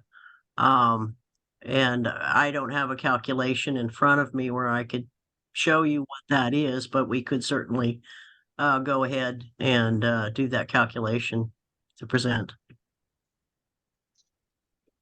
Yeah, I just think I understand that it's an existing site and the building's been there before, so I can understand the rooftop being a little bit trickier. I just am sort of struggling to understand when you're constructing a significant addition to a parking garage, why it can't be engineered to hold a solar canopy on top of that portion. Well, you're talking about the carbon footprint. Even in the solar footprint, it takes carbon to build those solar panels. It takes a carbon footprint that to do that. And the reality is the amount of solar that we would add is less beneficial and less impactful to the environment than what we are doing in the alternative aspect to the way the operations is being adjusted inside the building, to the way that we're approaching by reducing the impervious. So we can look at all those factors, but solar by itself in this particular scenario is not a benefit for the project. It actually is more harmful for us to put it in. And I know you don't want to hear that, but the reality is, in this particular scenario, it really is. We get So a you see it much as sort of bigger zero sum? impact. What's that? You couldn't do both?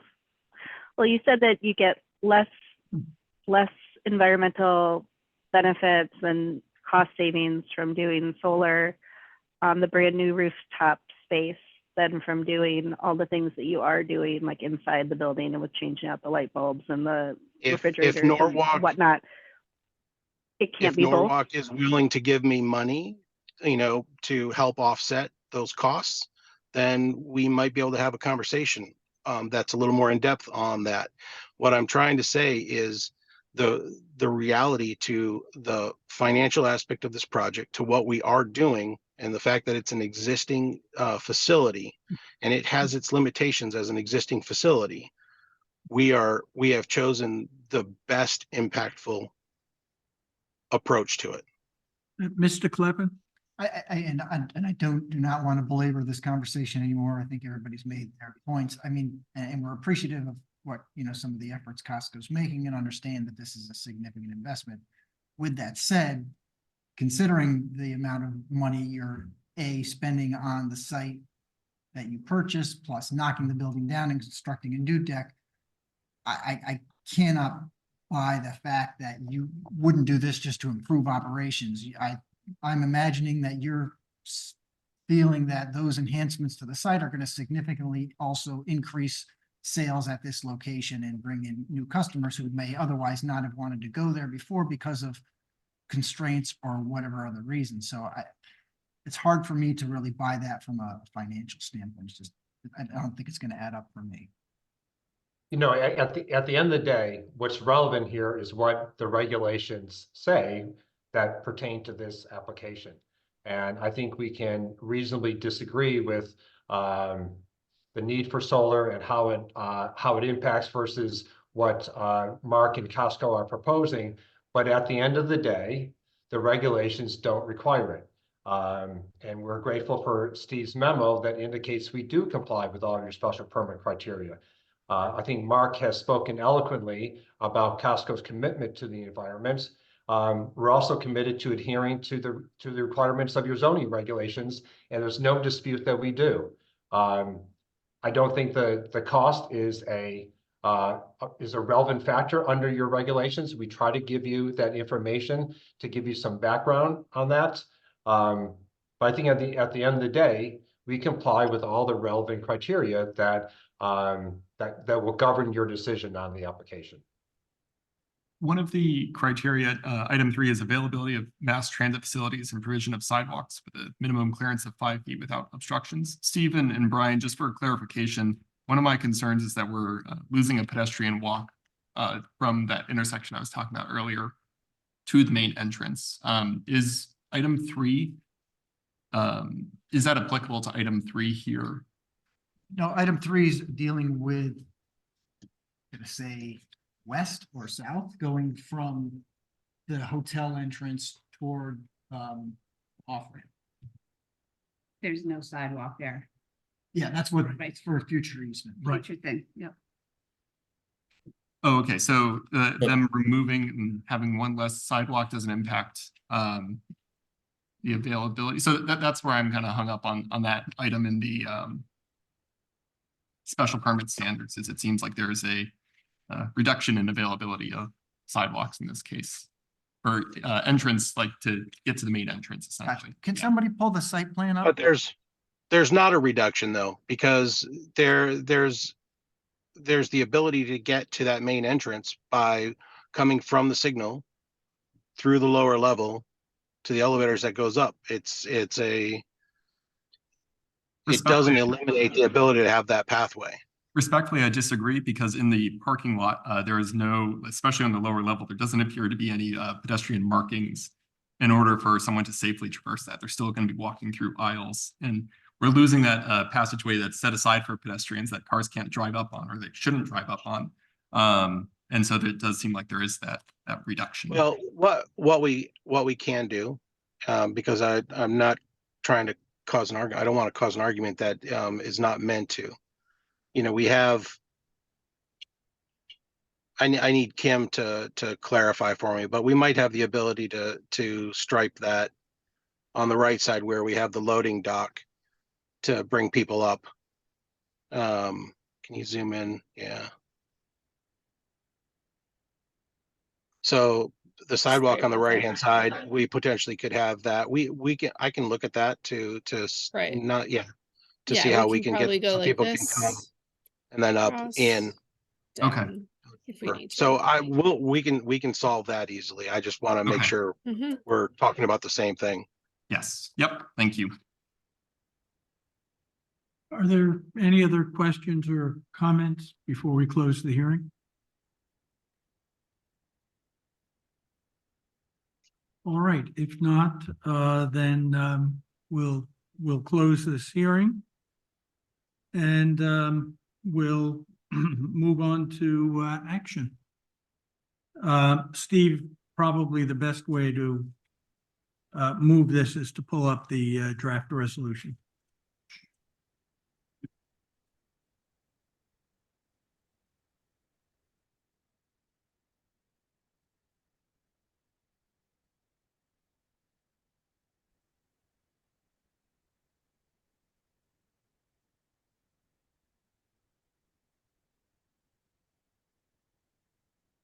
Just let me know when you want me to scroll.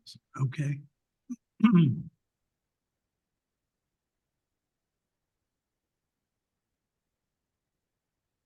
I think we can go up. Sorry.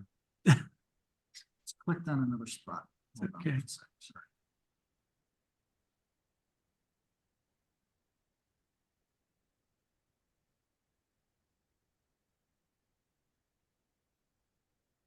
Following number 6, or maybe as a part of number 6, can we add in a condition about the sidewalk we were just speaking of to the entrance?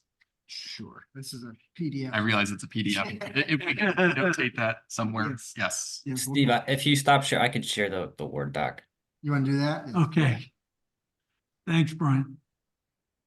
I didn't think about that when I pulled up the PDF. No. And Brian, does your copy have the redlining as well? I believe it does, if I have it Okay. right.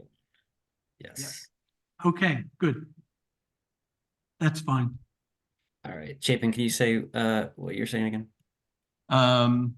Maybe it makes sense as a new item. I'm not sure. But that a sidewalk is a pedestrian access and or sidewalk. I'm not sure the right terminology. Is maintained between the intersection of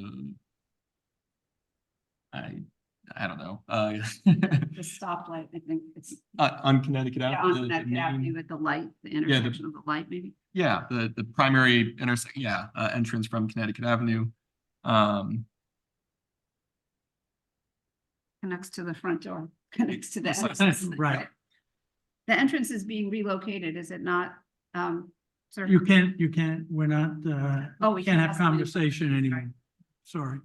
Brian, can we also add in maybe at the very top of 7 or at the very front of that sentence that protected pedestrian access, just to indicate that it's like a sidewalk and not, a little more than just Okay. paint. Yep. Thank you.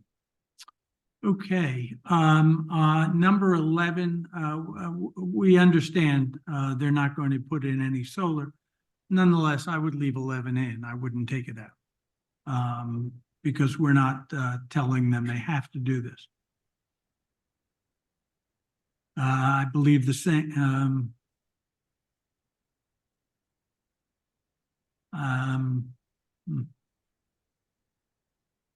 Well, if you know they're not.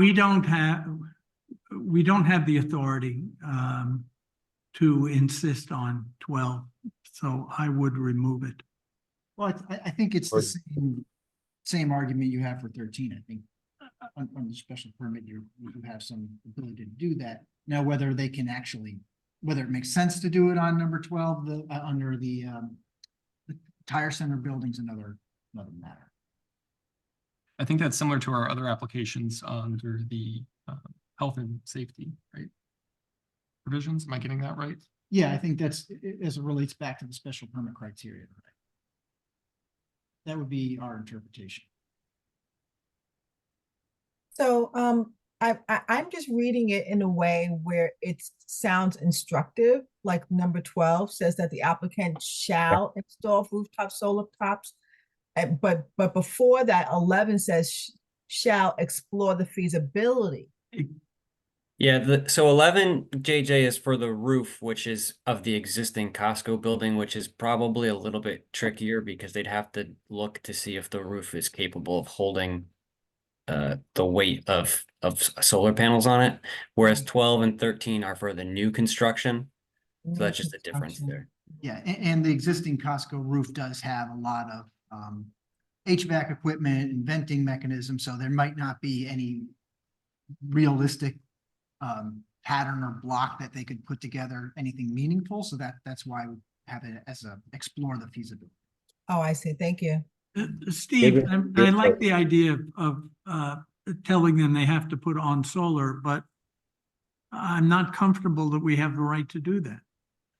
Well, that's how we outlined it in the memo, that in our opinion, through the special permit criteria, that you have the ability. That gives us the flexibility to do I that. think you do under the discretion of the special permit. Okay, then I'll remove my objection. And I feel very strongly about 14. I think crossing oncoming traffic is a safety issue and not needed, frankly. Like, number 14 talks about fiber optic, where are you seeing I'm- pedestrian? It was previously 14, it's now. 15. Oh, that's right. sorry, Now I'm it's looking at the 15. Printed copy, sorry, okay, thank And you. then sorry. for 14 too, I know like usually with a lot of traffic studies, we look at like it's crash data and you're looking at the safety of vehicles, but I think right in, right out only is definitely more safer for pedestrians as well. Absolutely. And, crash data there would, past crash data would be irrelevant because it was a hotel with relatively few ins and outs, but Costco has constant ins and out throughout the day. It was horrible going in and out of that hotel any time of the day. Mhm. I had work events there. It's terrible. Yeah. And I can't imagine being a pedestrian and trying to cross there when people are whipping off of I-95. Right. Take your life in your hands. I'm sorry to Go ahead, jump Ann. back a little bit. Where to? I'm fully solar. I'm fully supportive of requiring the solar or requiring them to explore and present the options or whatever it is. With the plan that was on West Avenue for the building replacing the YMCA, Right. they sort of said, yeah, no, we're not going to do it in a similar fashion. And I don't think we had the ability at that point. Is that because that was a site plan or a different type of special permit? And you feel like we have more That discretion was on a this site one? plan review, was it not? Yeah, that was a site plan. Yeah, we have Okay. less We have it here. flexibility with site plan reviews. Thank you.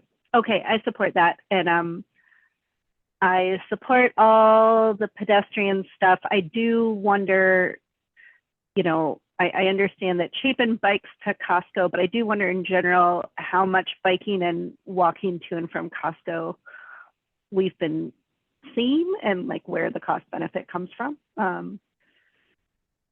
But yeah, Which condition would that relate to, Anna?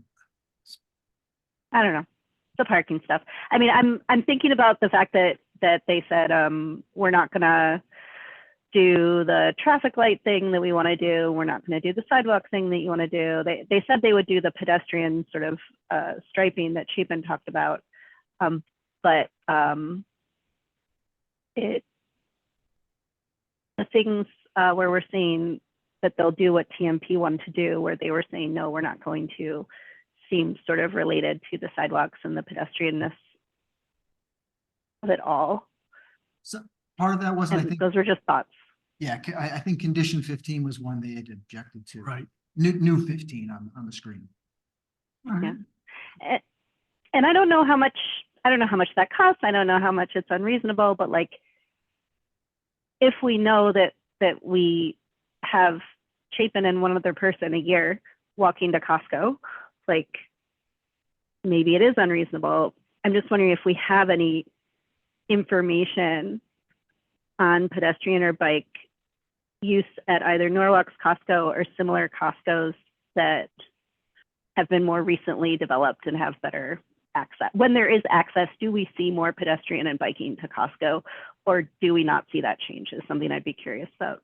Anna, there's another way of looking at this, and that is Wegmans, which worked very hard with us. They didn't have to put in solar, but they agreed nonetheless to put in solar. They were required to do signalization work that was outside of the area of their store because it had a relationship to their store. And I don't think that in terms of the fiber optic, it's really any different.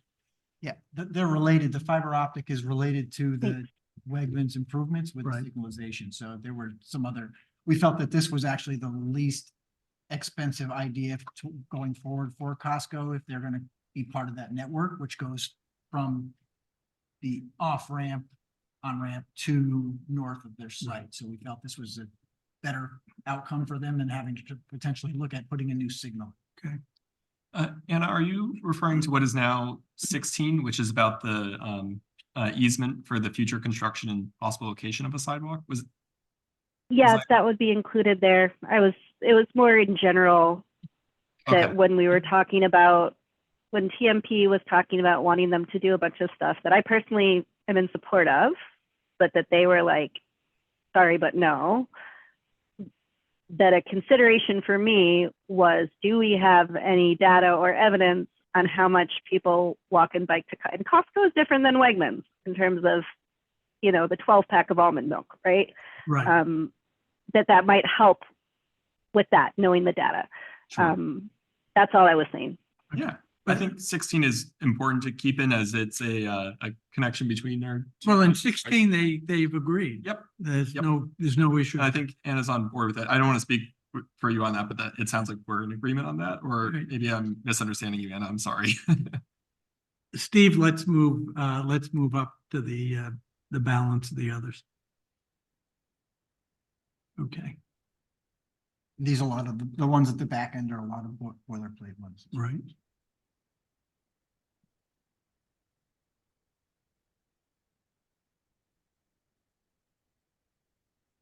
Mr. Chairman, I understand the hearing's closed. I do need to make a point of order, and Connecticut case law does indicate that I have the ability to do that, to remind the commission of items that we presented during the hearing.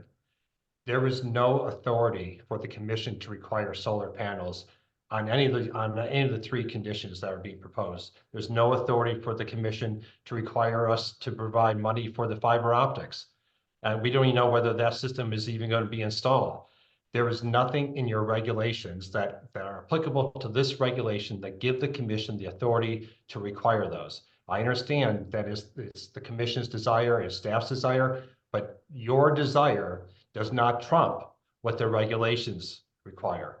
And we comply with your regulations. Your staff memo indicates we comply with your regulations. There's an indication that it is preferred that we do these things. It may be preferred. It is not required. You cannot go beyond the specific standards that are set forth in your regulations. And we would ask that you revisit items 10, well, on the original memo, 10, 11, 12, and 14, those three related to solar panels and the installation of fiber optic cables. Thank you.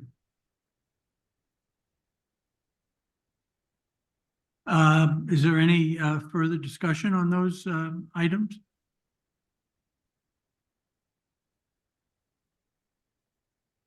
All right, if not, I will ask for a motion to approve. I'll make the motion. Then. Okay, Tammy has made the motion. Is there a second? Second. Okay, Anna has seconded. Steve, let's do a roll call. Sure, Ms. Tabachnik, Yes. Mr. Williams, Yes. Ms. Jordan Byron, Yes. Mr. Rowena,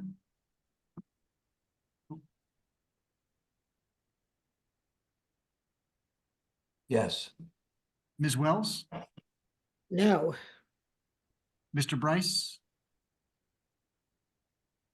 Abstain. Ms. Langallis, Yes. and Mr. Schulman. Yes. It's 7-6-1-1 or 7-1-1. I lost count, sorry. I think it's 7-1. Okay.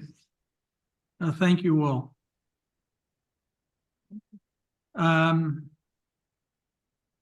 I think at this point, we're going to take about a 10-minute break. It's 8:04. We'll reconvene at 8:15. My apologies to those of you in the audience. This has been intense for us. We need a little breathing and maybe bathroom break time. We'll get back together in about 10 minutes and we'll move on to the second public hearing.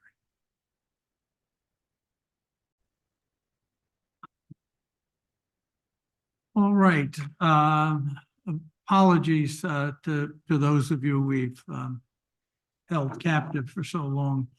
We're going to move on to the second public hearing, 2024-04, R/SPR Building and Land Technology, 7787, 111, 117, 129, 135, 155, 156, and 201 Glover Avenue.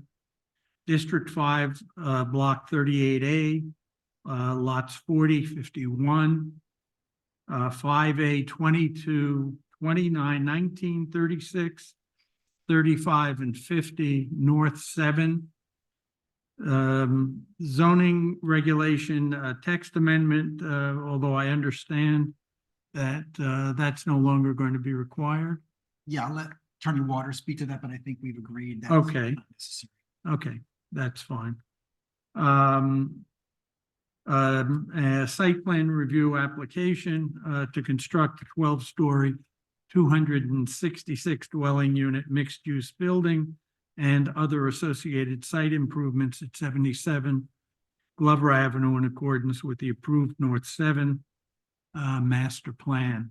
Now it says here after the hearing that we'll move to action, but I believe that the peer review on the architecture has not yet been completed.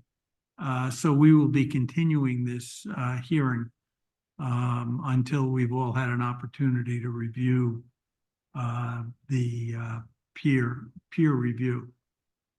So this evening, I believe we will hear from Attorney David Waters. Mr. Schulman, a quick Yes. question on that last point. Will we be hearing from the public in the continuation at the next meeting as well?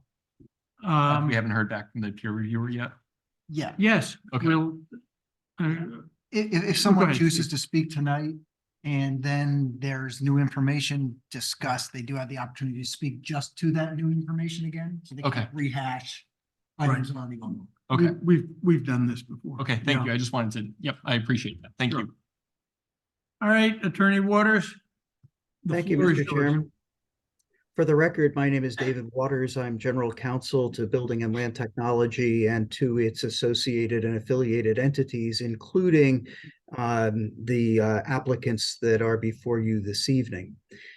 With me here tonight are Victor Moranchuk and David Stewart from EDI International. They are the project architects. Andrew White from Tighe & Bond, who is with the project engineers, and Mark Vertucci from Fuss & O'Neill. They are the project traffic consultants. Just a housekeeping matter, I note for the record that we did send out the notices to the adjoining property owners and those immediately across the street. And we have submitted to your staff the copy of the notice that was sent out together with the proof of mailing and the green cards that we have received back to date. This is an application for the first building and the amenities of North 7 under the master plan that was approved on July 7th of 2022.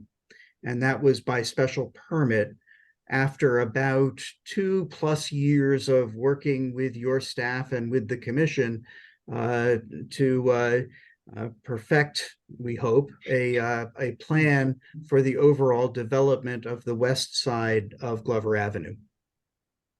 And in adopting the regulations and the master plan, the commission and the applicant agreed on various criteria for the cohesive development of the area, including the uses that would be allowed and the intensity of those uses, the height and bulk of buildings and their general location and orientation, the location of amenities and public spaces, and design guidelines that would need to be incorporated into the future for each of the buildings. And in addition to that, we incorporated a process for approval of individual buildings subject to site plan review. So the special permit of the master plan itself, we have recorded all of the documents that are required, and it is fully vested. And we are here tonight for the site plan review aspect of the first building. The applications before you, as was briefly alluded to, there was a text amendment application that had been filed, and that was to address the front setback of the buildings off of Glover Avenue. At the time that we filed the application back a while ago in 2023, your new zoning regulations had not yet been adopted, let alone become effective. And so the application was made for modifications of the old front setback regulation. But as it turns out, as a result of the adoption of the new zoning regulations, that is no longer required. And so therefore, that application is no longer necessary and is moot. What does remain is, first of all, a determination by the commission that the subject application complies with or is a reasonably acceptable modification to the approved master plan. And that's required as one of the criteria for approval of the site plan under the master plan framework that we just discussed. So the actual application before you is a site plan review application of the first phase of North 7. It includes the first building, the southernmost building with residential and retail, that is located at the address that is now known as 77 Glover Avenue. It includes improvements to what has been designated on the master plan as the town square. It includes a retail one-story pavilion building just to the north of the town square, a dog park just to the north of that, and the various street improvements, which would be typical for any application, but also specifically as it is addressed in the design guidelines that are applicable to the master plan. If I may, I'm going to share my screen.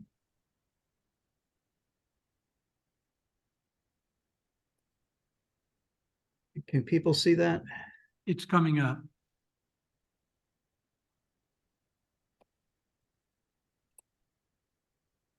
You're good, Dave.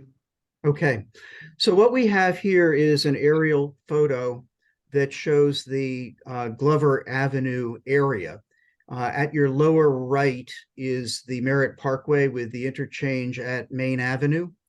At the upper left is Grist Mill Road, and just below that, the 4 white kind of squares that you see are the curb development, the 3 apartment buildings at the curb.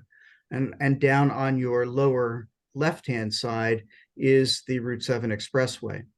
The master plan area runs basically from where you see my cursor right now up through to almost to the Grist Mill area. But what we are talking about tonight is the southernmost portion of the master plan area. And you can see that here. This is Glover Avenue running up and down the picture. There's a curved area to the left. This is Oakwood Avenue as it comes up to the north.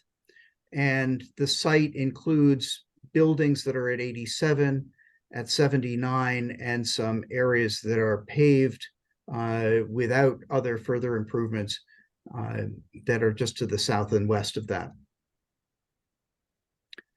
What you see before you here is the approved master plan, and it shows the 7 buildings that were approved as 2 years ago in the master plan project. It basically shows you the area here at the southernmost, which is the neighborhood 1, which we'll talk about in just a minute, and that is really the subject of tonight's application. And then the future development that has already been specified as to, again, location, bulk, types of uses, and what have you. This is neighborhood 1 as it was approved in the master plan. What it shows is building 1.1, an 11-story building, 1.1A, which is a 5-story addition to that building, the town square located immediately across from the updated and renewed Merit 7 train station, and then another building 5 stories in height at 1.2. The stripes that you see here designate that there is retail at the ground floor of these 2 buildings. There's also a parking garage that is under and behind building 1.1. The proposal is to modify that to some extent.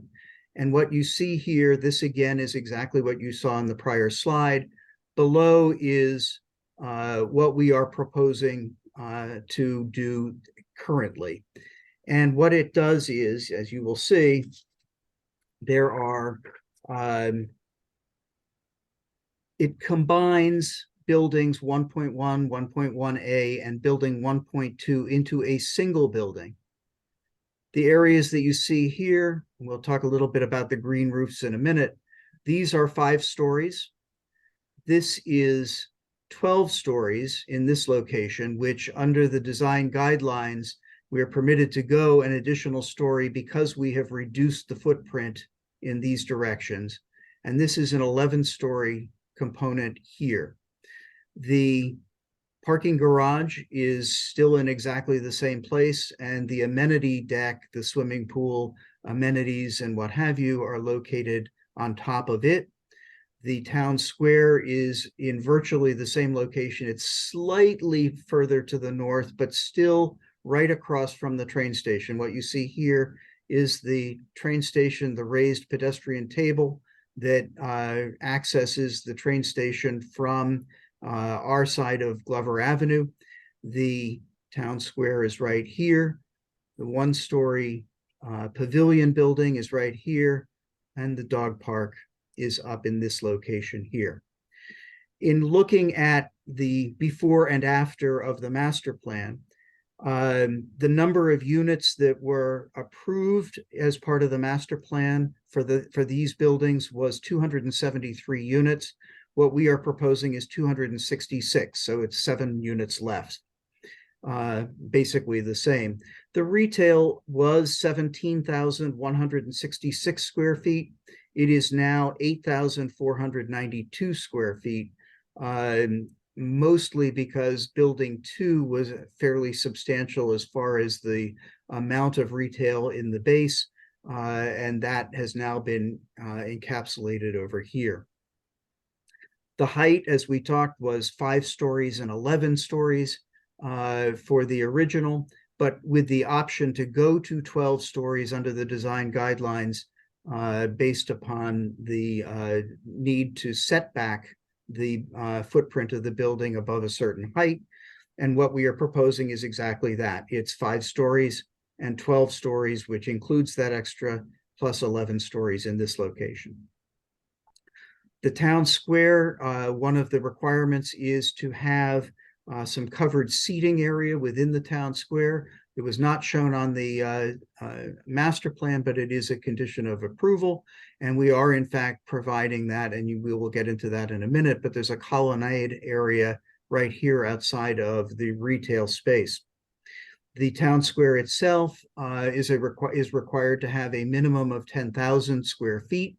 And what we have proposed is approximately 13,000 square feet in the area that is subject to or installed with pavers, but a total of 18,000 square feet overall in the town square area.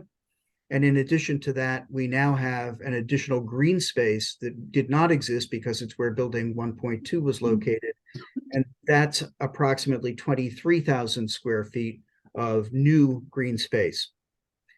We were also required as part of the master plan to provide what we called nodes of interest. They were areas where interesting things could happen, whether it was a seating area or a sculpture or something of the sort like that, but it would be the kind of place where you'd say, yes, I'll meet you at fill in the blank.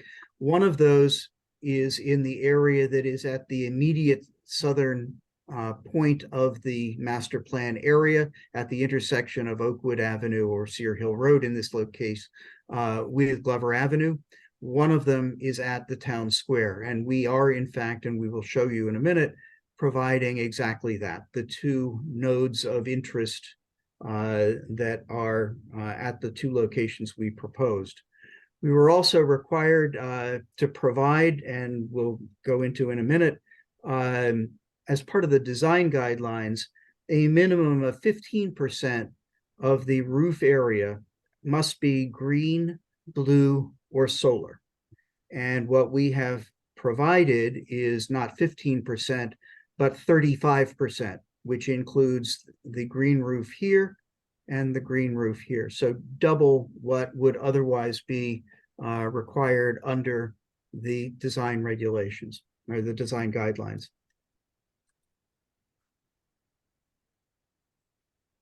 Looking at the, this is the landscaping plan, and there are a couple of things that I'd like to point out as far as that is concerned.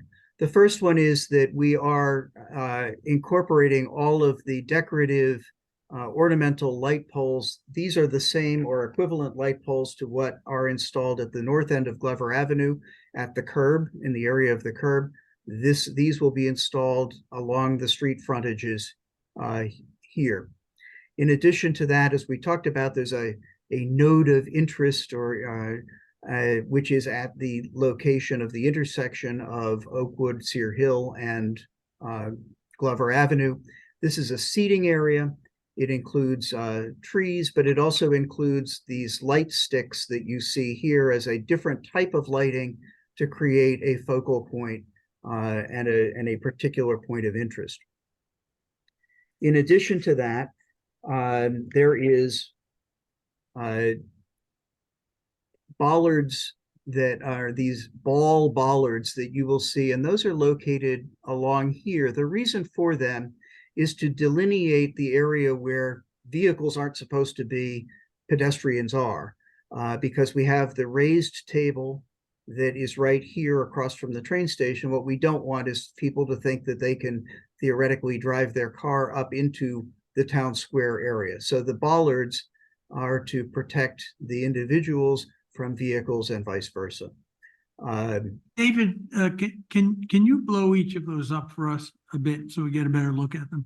Yeah, let me see if I can do that, Lou. I must admit that I'm something of a Luddite, but let me just see if I can.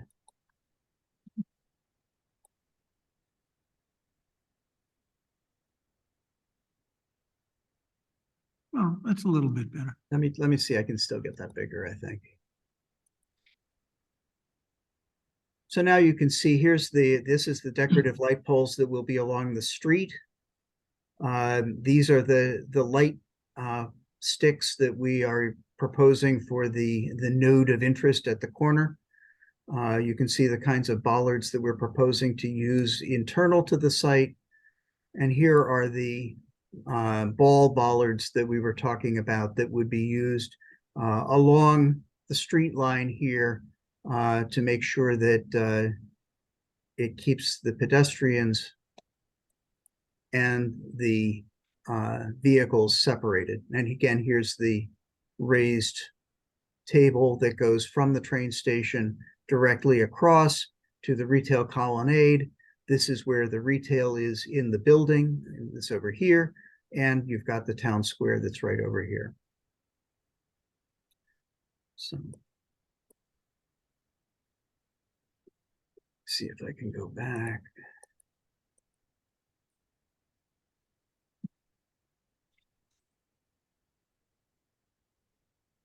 The other thing that we've done is that this is all using the same brick pavers that are used across the street that were put in by DOT when they were doing their improvements to the train station.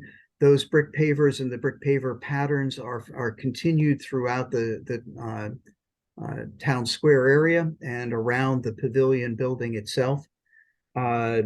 We are proposing the usual and required street trees that go around the property, but also that go around and through the property and through the area around town square and the pavilion and the other activity area that is behind that.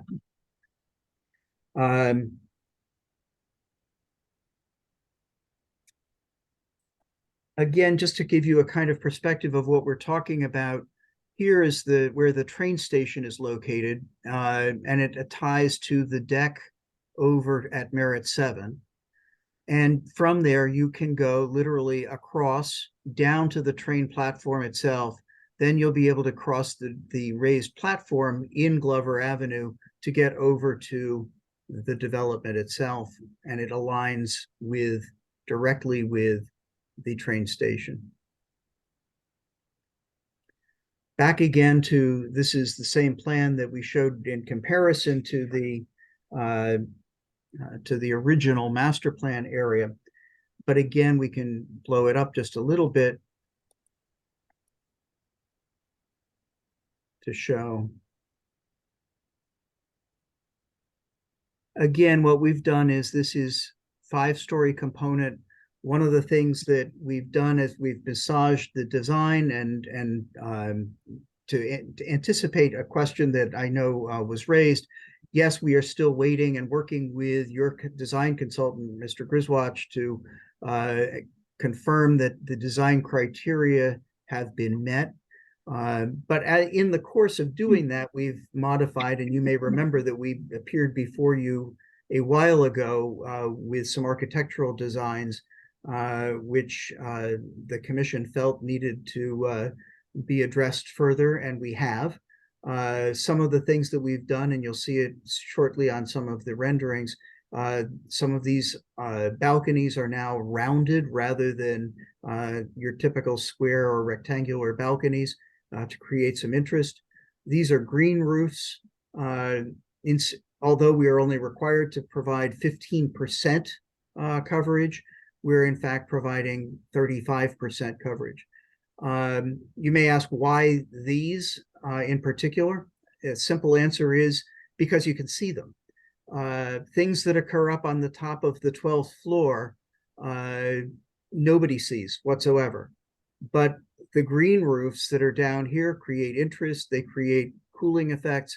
They're part of what you've recognized as what you wish to have on these buildings. And so we have proposed them in an area where actually people can see them. You can also see this is, again, the top of the garage, which is the amenity deck. And what you see here is there's a swimming pool, there's some courts that can be used for a variety of functions and other activities that will occur in this location.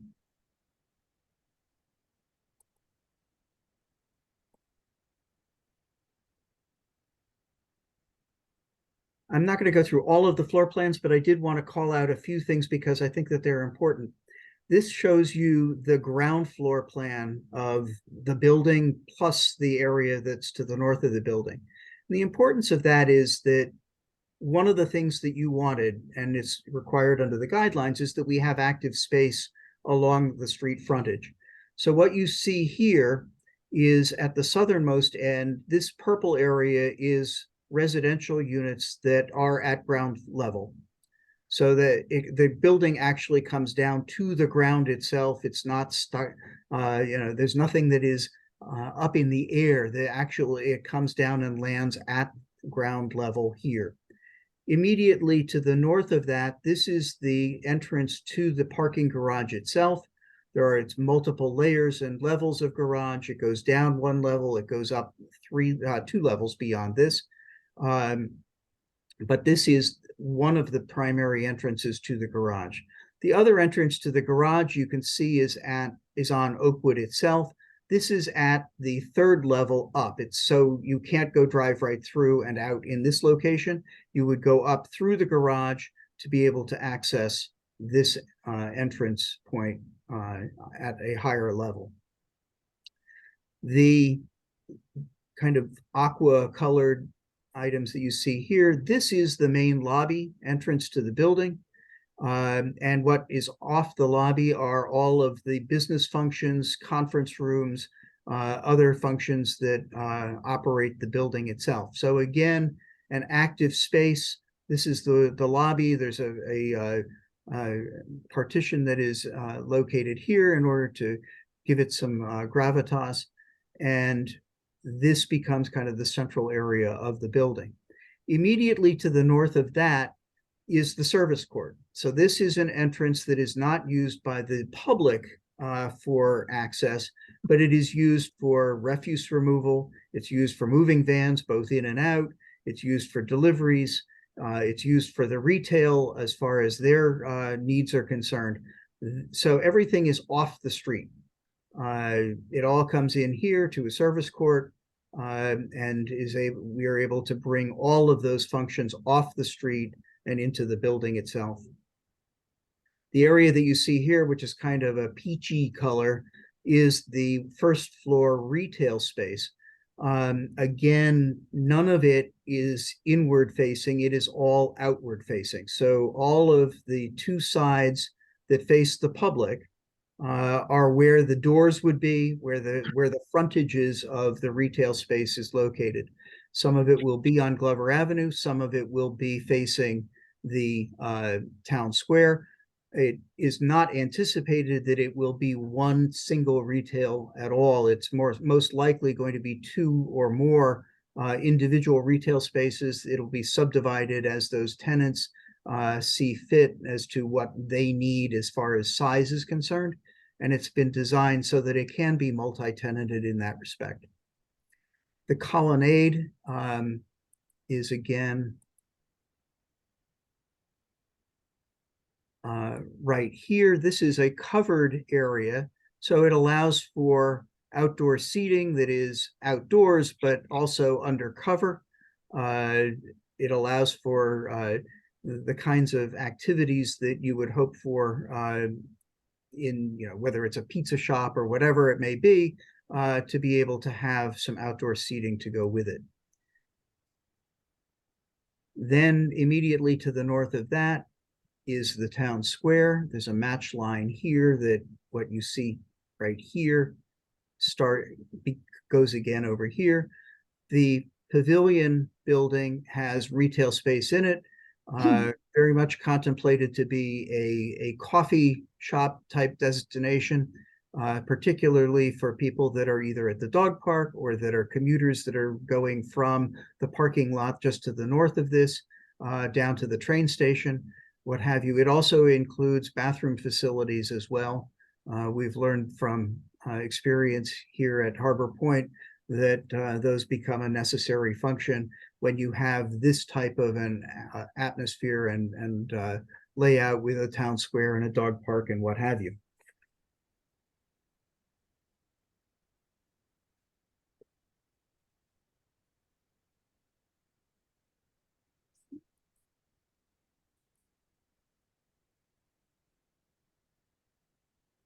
What you're now seeing is the 5th floor of the building.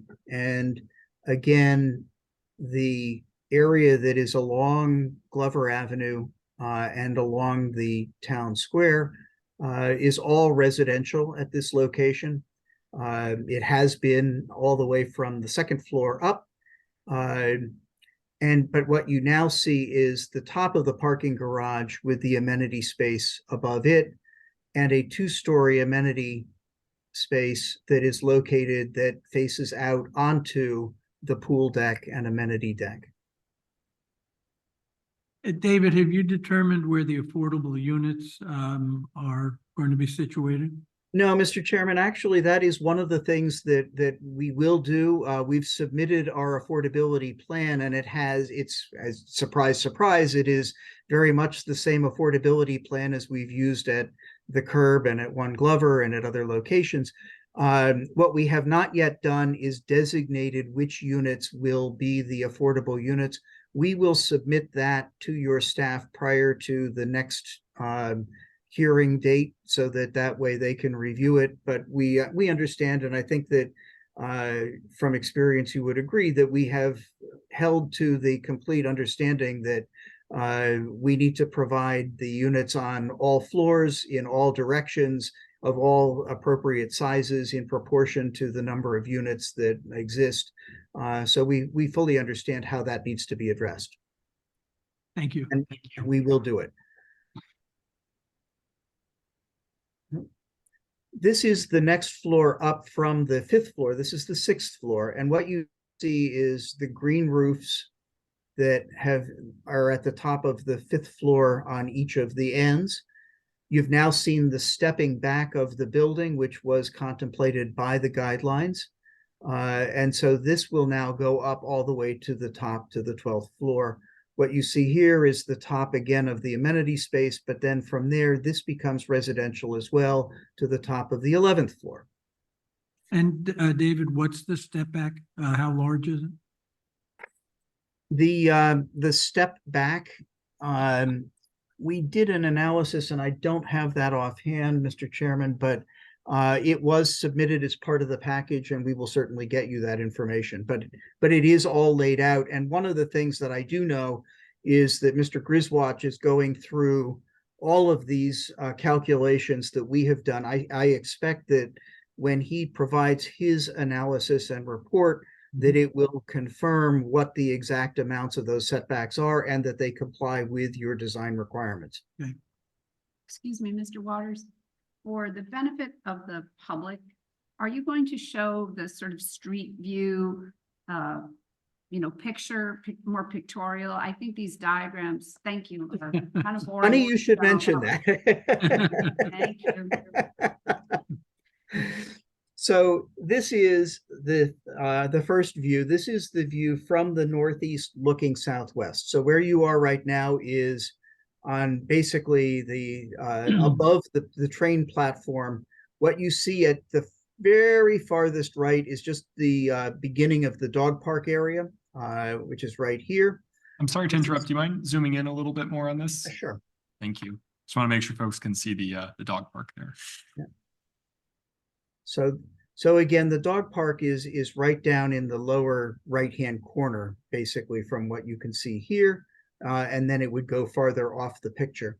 What you have here is the one-story pavilion building that we talked about, that is the coffee shop and the bathroom facilities, the town square itself, which includes, as required by your conditions of approval, some tree areas and shade areas as well.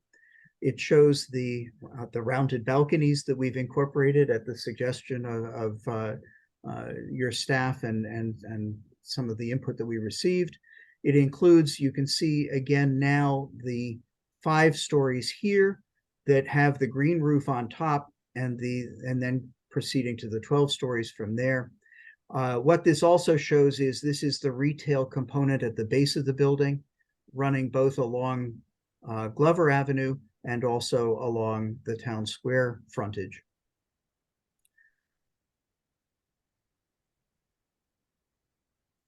This is the next view, which we've kind of rotated around now to the right, kind of counterclockwise. So this is from the northwest looking southeast. And what you can see on the far left is the town square. This is the train station right here and the way that you would cross over. You can now see the colonnade area that is in front of the retail, where we anticipate that there will be seating that is covered seating. It shows again, not only the train station, but also the crossing area right there. Again, 5th floor green space and the amenity space. Obviously, there will be, fencing on top of this. It's not just a flat infinity pool that goes off to infinity. But you can see again how it aligns with the 12 stories and the 11 stories. David, as you know, the Metro North train, as it comes to any crossing, blows its horn. Yes. I mean, I live a bit away from it, and I can certainly hear the train horns in the evening. Have you taken that into consideration in any way with regard to soundproofing the buildings?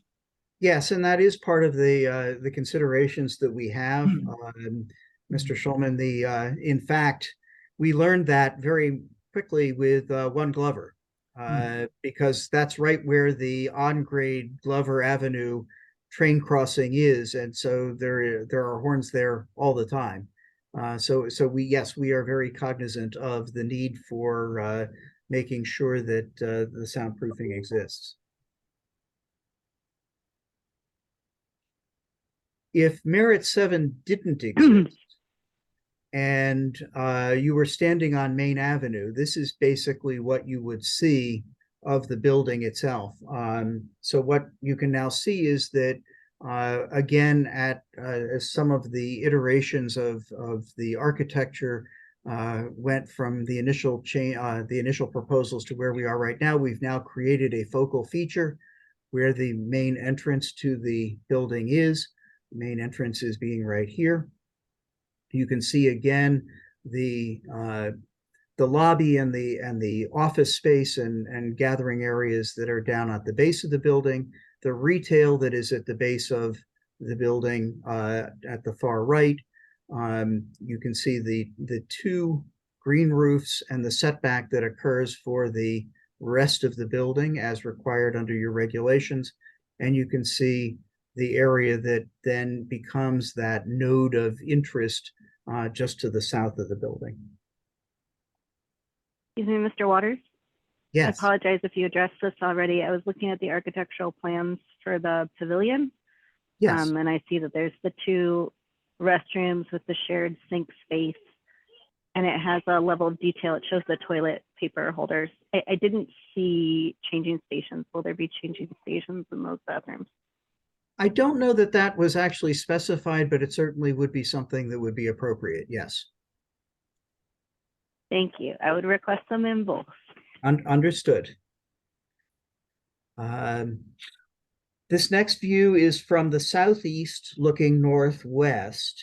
And so what you're doing here is you can see on the left, that's Sear Hill, which becomes Oakwood, going up the hill. The node of interest is located right in front of us.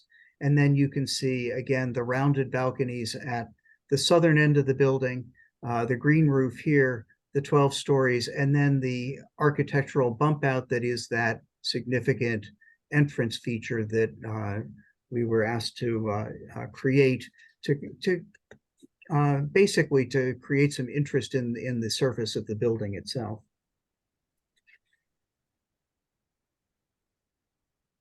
And moving around to the last of the corners, this is from the southwest looking northeast.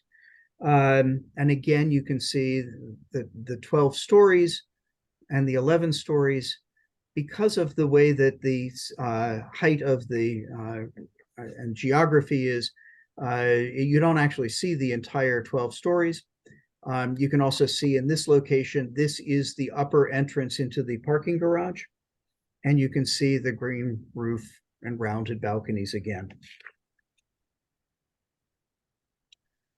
This is kind of a street view at the entrance to the building. The important parts of this are a couple of things. One of them is, again, you can see the decorative pole lights that are now being installed, and the street trees, the brick pavers that mimic the brick on the other side, as well as the sidewalks and the green space that runs along, in this case, in front of the office portion of the buildings. Obviously, we would not install that in front of the retail portion of the buildings.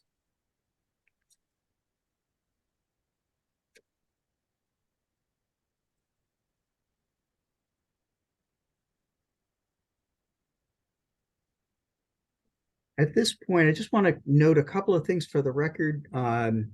We have submitted sign-offs and will serve letters that we received from Eversource Gas, from Frontier, from the First District Water Department, from Norwalk WPCA, from the Norwalk Fire Marshal, from the Norwalk Police, and from Norwalk Engineering. However, put an asterisk by engineering because they also have incorporated some of their comments into TMP's comments. And those are still under discussion and review. And I'll kind of go through those quickly with you now just to let you know what it is that we're discussing. So the things that still remain to be confirmed are a couple of things. One of them is that the city's consultant for traffic, AKRF, had requested a few confirmatory changes. We've made those changes. They are reviewing them to make sure that they are acceptable to them. But we believe that everything there is now as they have requested. As I said, TMP has provided us with some additional items, which we'll run through in a minute, and we're still resolving those. And lastly, Mr. Griswold, your design consultant, is reviewing all of the plans for conformity with the design guidelines and to make sure that they are acceptable as we have proposed them. One thing that I do want to comment just as an aside, in the zoning table, you will note that we have referenced 6 additional parking spaces. We're actually going to modify the plans of the garage to increase that to 12 additional parking spaces over and above what is required by zoning. The reason for that is that we have an easement that the property is subject to, which allows for 12 parking spaces for the benefit of 63 Glover Avenue. And those are on the area that was 2 Oakwood, but is now part of 77 Glover Avenue. So we will be providing those 12 parking spaces, but they will not impact the demand that we are required to address for our building itself. Our survey will reference the easement. The zoning table will also show that there are 12 additional parking spaces that are there per separate agreement, but not specifically as to this easement because the easement could change over time. And it's not implied that somehow these 12 parking spaces are required by zoning. Briefly, if I can, I just want to talk about, again, what are the outstanding things that we're still working through, and so that you can anticipate what those are. With AKRF, as I said, I believe that we've addressed all, but we're just awaiting confirmation. There were a couple of things that they did. AKRF, who had been retained as the traffic consultants, also did a brief analysis of the site plan itself. And you may recall that we had some discussions on a preliminary basis about the fact that by removing building 2.1, we now have replaced it with the dog park and with the pavilion building. But the question was that sufficient activity along the street front? And your consultant, AKRF, has come back and actually confirmed that the addition of a dog park offers a substantial amount of community green space that can be used by residents. Well-maintained dog parks are popular neighborhood amenities that increase opportunities for personal connections and enhance a sense of community. The location of the dog park next to the parking area and farther from the building, which is what we have proposed, would be open, would reduce the potential for noise concerns. It should be clarified whether the dog park would be open to the general public, and maintenance and operational considerations should be specified. We completely agree with the concept that the addition of a dog park offers a substantial community green space and activity. We are not at this point willing to specify that the dog park is a public dog park, although the reality is, as a practical matter, that limiting it to just the residents of this building, or indeed even to the residents of the master plan area, would be rather difficult, even if we wanted to do so. But for legal liability points of view, we would prefer to not specify that it is a public dog park.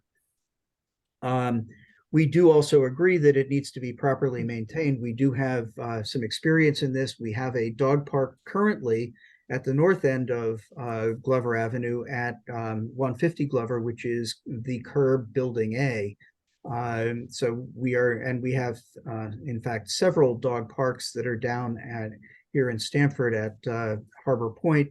So we are well aware of the requirements for maintenance.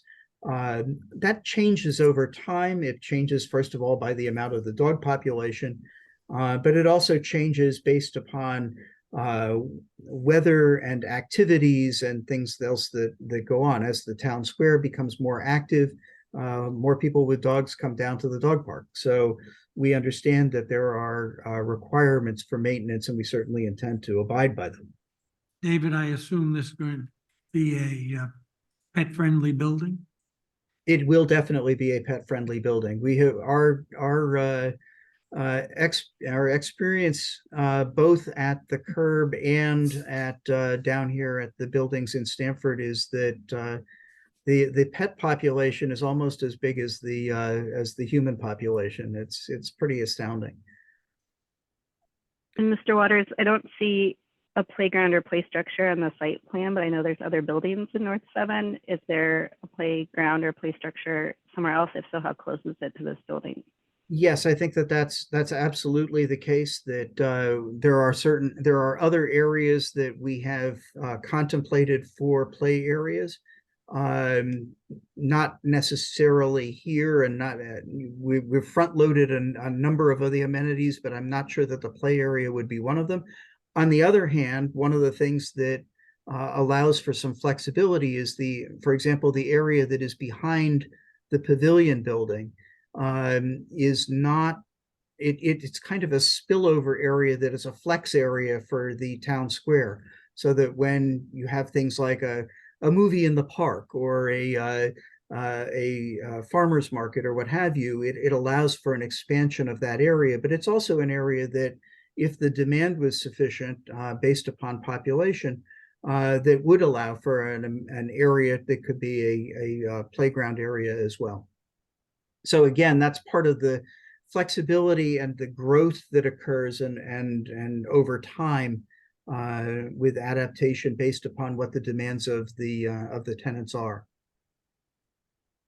The AKRF also talked about the anticipated nature of retail. I think they got a little confused as to which direction the retail was facing, and just to confirm again, the retail is outward facing, that the front doors for all of the retail spaces will be from the public realm, which is Glover Avenue and the town square. And we do expect that they will be subdivided into 2 or more smaller retail units, and we'll delineate that based upon the actual demands, what kind of particular uses they are. They also suggested that there should be additional detail on the contemplated use of town square. Maintenance and programming are key elements of a successful outdoor amenity and can contribute to placemaking. And we completely agree with that. In fact, that's been our experience here in Stamford. We actually hired the people that programmed Bryant Park in New York to assist us in the programming of our public areas down here at Harbor Point. And from that, we learned a variety of different things, some of which worked, some of which didn't. But a lot of it depends upon the populace. And some of it is some things that can be done immediately, because with a 266 unit building, it's amenable to those things. Some of which, some of the programming, you need a larger critical mass. And so as we expand the master plan and develop, we'll be able to do some of the things that otherwise would not be supportable by the smaller development.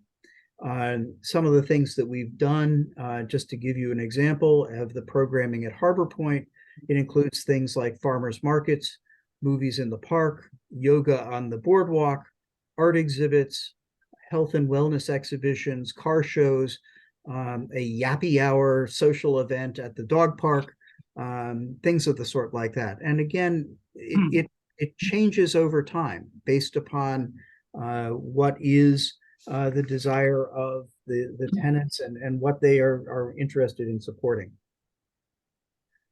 And that kind of concludes the AKRF comments. The TPMP or TMP comments and engineering comments, we've had a couple of conversations with them.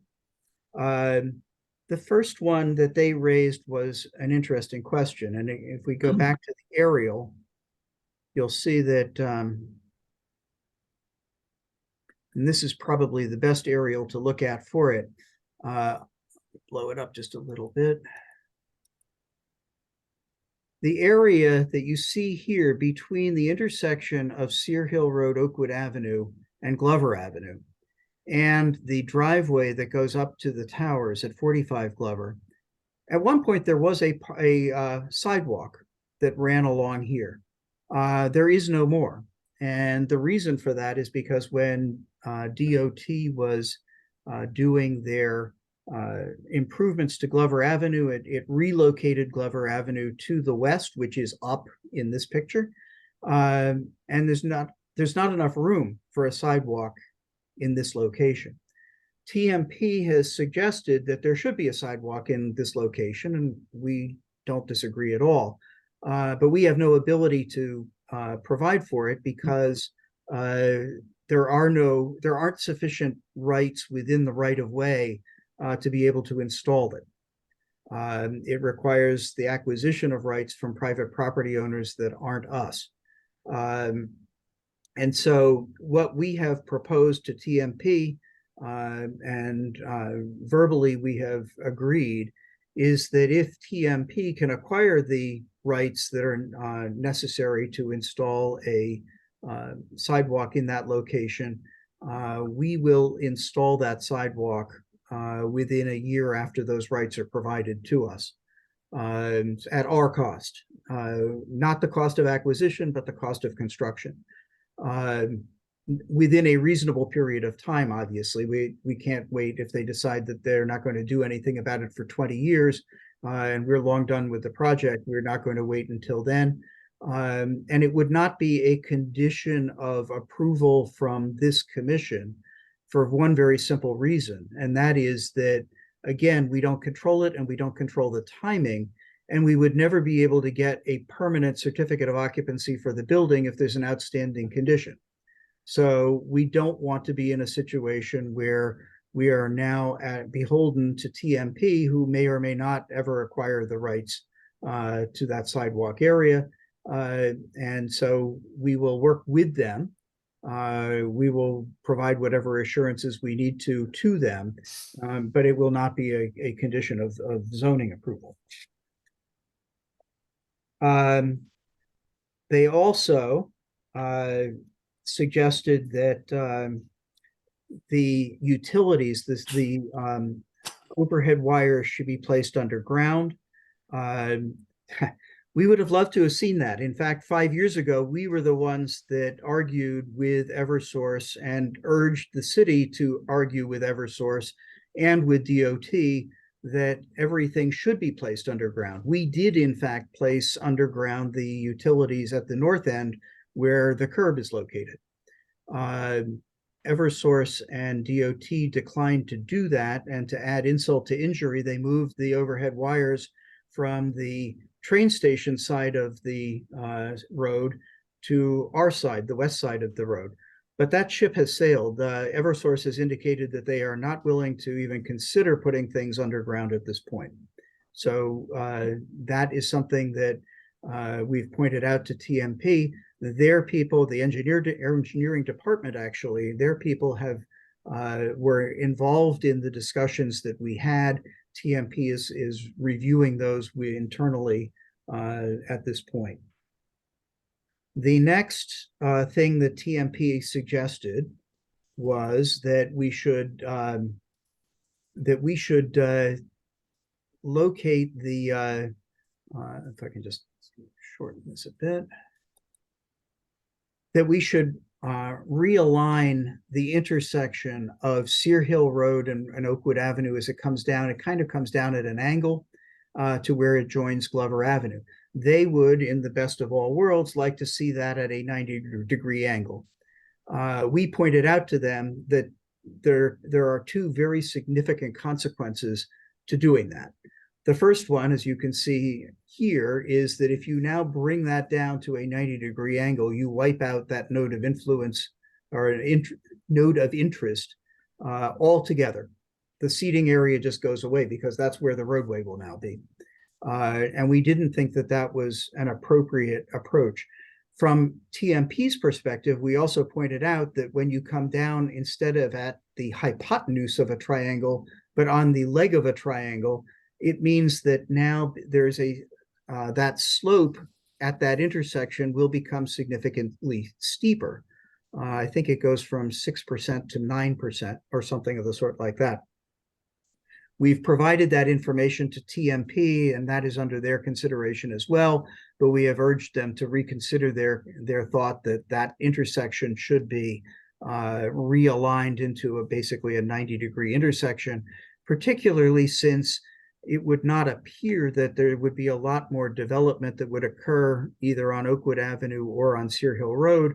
And it does not appear that there is a significant problem with the intersection as it is currently aligned today.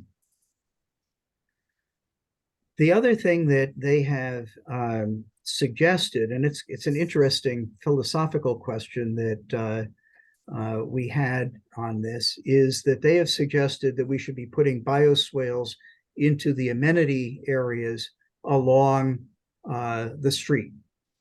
And while we have put in, obviously, some pervious areas for where the street trees are located, we also pointed out that the desire of the commission and its consultant was that the street area should be wide and pedestrian friendly. And to that extent that it would be, and if we go down to that street picture, that the whole concept of having a wider and more pedestrian friendly area was more appropriate. So we are awaiting the discussion that I believe your staff is having with the TMP staff as to whether they think that additional bioswales should be inserted or not. It's kind of there are competing interests here, and we're not really overly concerned ourselves as to which direction it goes. We just need to know that if we do one, that we're not going to be criticized for doing that at the expense of the other. The next thing that they also have discussed is, you may recall, those of you that were on the commission when we had the approval of the master plan, that there was a proposal to install a walkway from Glover Avenue up to Oakwood Avenue. And I'll pull it up here. And you can see it, it's this red arrow that you see that comes down and around in this location. And in fact, one of the conditions of approval that was imposed on the applicants as part of the master plan approval was to inquire of the private property owners at 8 Oakwood and at 12 Oakwood as to whether they would allow that access to go on their property in order to be able to provide the public access. But this was entirely our idea to begin with. It was not something that the commission suggested as a good idea. It was something that we proposed. And what we determined as we got into the engineering of it is that while you could do this access without impacting 8 Oakwood at all, the condominiums at 8 Oakwood at all, you cannot do it without a portion of the trail being on the property of 12 Oakwood. So while 100% of the trail could be on 12 Oakwood, 100% of the trail cannot be on 8 Oakwood. And so we first approached 12 Oakwood because that is the only linchpin in this whole thing. And if they said no, we wouldn't be able to proceed anyway. And that is in fact what they did. They were concerned, among other things, from liability purposes, but they were also concerned because the Tennessee gas pipeline runs up through their property in that location, and they felt that apparently they had rather significant issues dealing with Tennessee gas in putting in their parking lots and what have you, and they just did not want to have to deal with them at all. So they politely declined to consider having the access on that in that location. Again, we would be happy to provide it if it could be done, but it is not possible without the consent of the owner at 12 Oakwood. They also, TMP also requested that we look at service parking and drop-off parking. And again, we did provide that. We've shown them that we have, in fact, a dedicated area for that parking and loading areas that is right here. It's one of the kind of the things of nature these days that there's lots and lots of Amazon deliveries, there's lots of Uber deliveries, and all of that needs to be addressed. Their concern was that, among other things, that they did not want people parking, or stopping temporarily along the street frontage here where there is no parking that is permitted. One of the things we pointed out is that you can just see it right here at the very bottom of the picture. This is the kiss and ride drop-off that is at the train station. So again, it is intended to be a drop-off location. And so to that extent, it is right across from our entrance to our building as well. And so they are considering whether they feel that anything further needs to be done in that respect. And the last of the comments and topics that we're discussing with TMP is one that is also near and dear to our hearts and those of the commission, and that is the sidewalk on Gristmill Road. Again, that was a condition of the master plan approval that we seek and make an application for approval to create a sidewalk from the intersection of Gristmill Road with Glover Avenue down to Main Avenue and Gristmill, with the associated intersection improvements for lights and aprons and what have you. We did, in fact, as required, make that application last July to DOT. TMP was copied at the time that we did it, and is well aware that that application was made.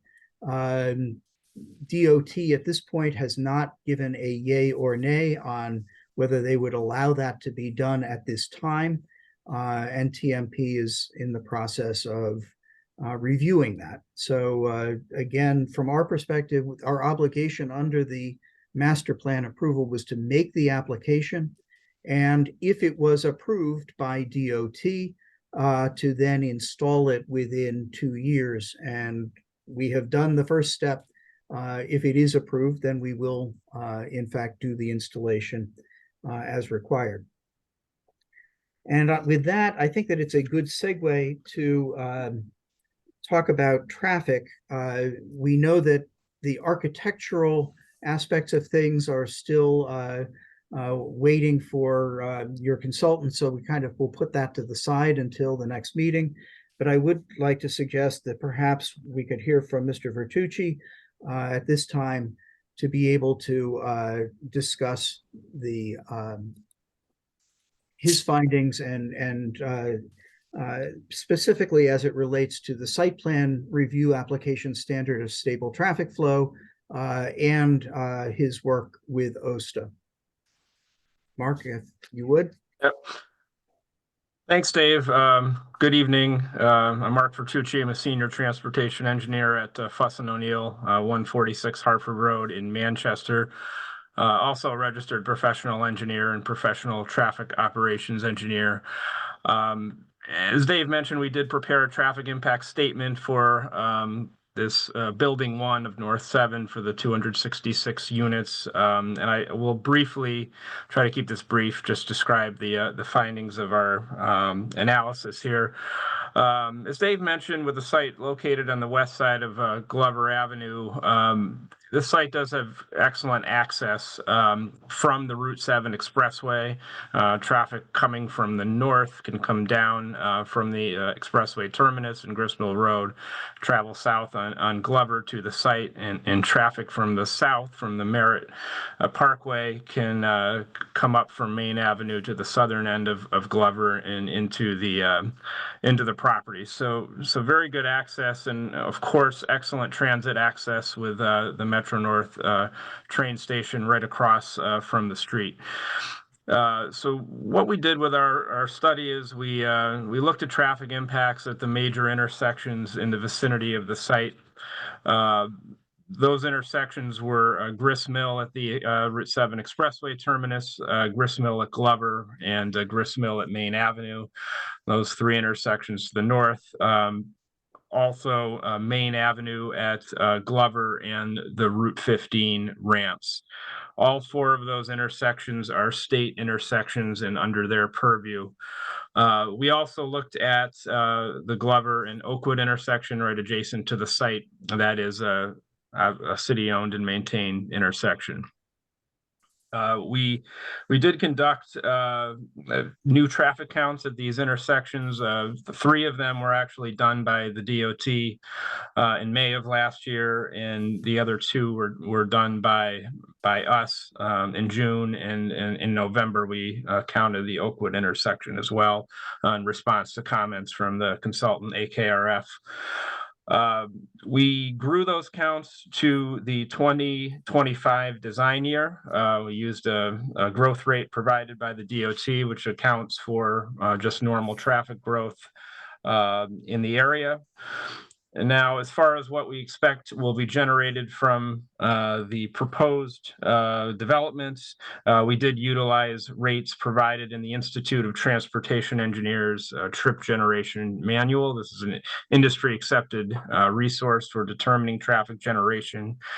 And what the manual indicates for the 266 units with the supporting retail, we expect 78 trips in the morning peak hour of traffic and 108 trips in the afternoon peak hour of traffic. Now these trips are reduced here by the fact that we're adjacent to a train station. So those rates factored in a 20% transit-oriented development credit, which was provided by the DOT.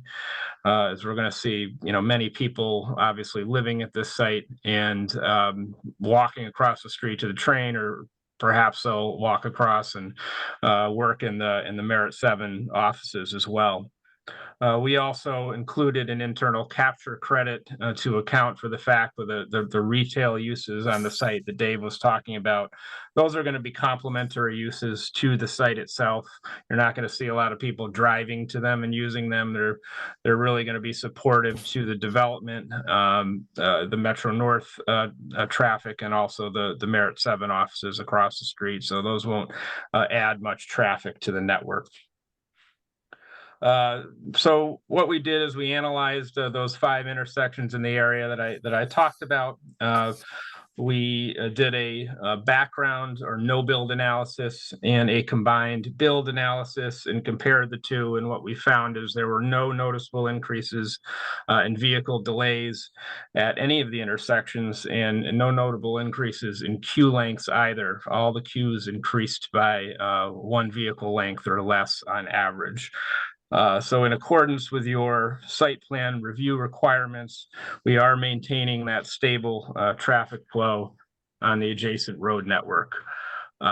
So to conclude the findings of our study, the proposed residential development will not have a significant impact to the traffic operations in the immediate study area. I did want to touch on the fact, as Dave mentioned, that we have had some coordination to date with the Office of the State Traffic Administration, OSTA.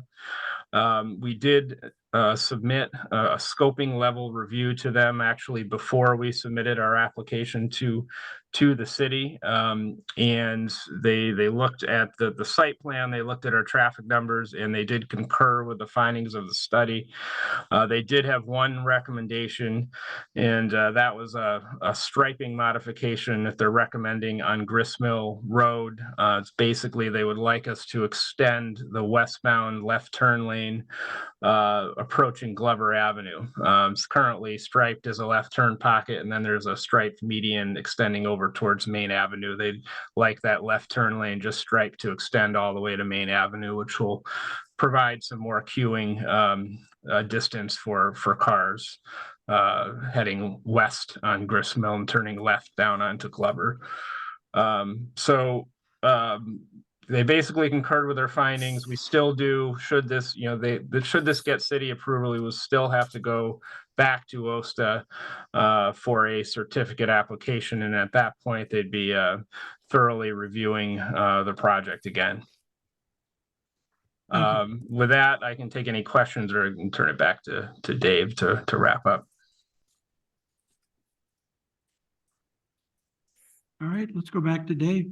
All right, and I want to conclude my presentation this evening just by reminding the commission of what the standards are that we need to meet.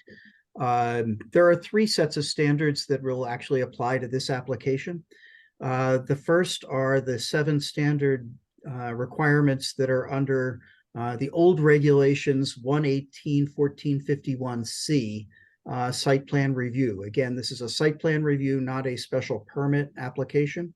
And I think that I would like to think that the commission will find that in addition to stable traffic flow, which is the first of those conditions, that the off-street parking and loading, the landscaping and screening, the illumination, utilities, impact of the project on the orderly development of any adjacent property, and that no zoning violation exists. All of those are acceptable to the commission. The second set is that it must comply with the master plan and the design guidelines. And we've talked about the master plan already and what the modifications are that or variances are from the approved master plan that we have proposed. I would suggest that this is in fact consistent with the intensity of use, with the locations of the buildings and the height and bulk, and that therefore that is not an issue.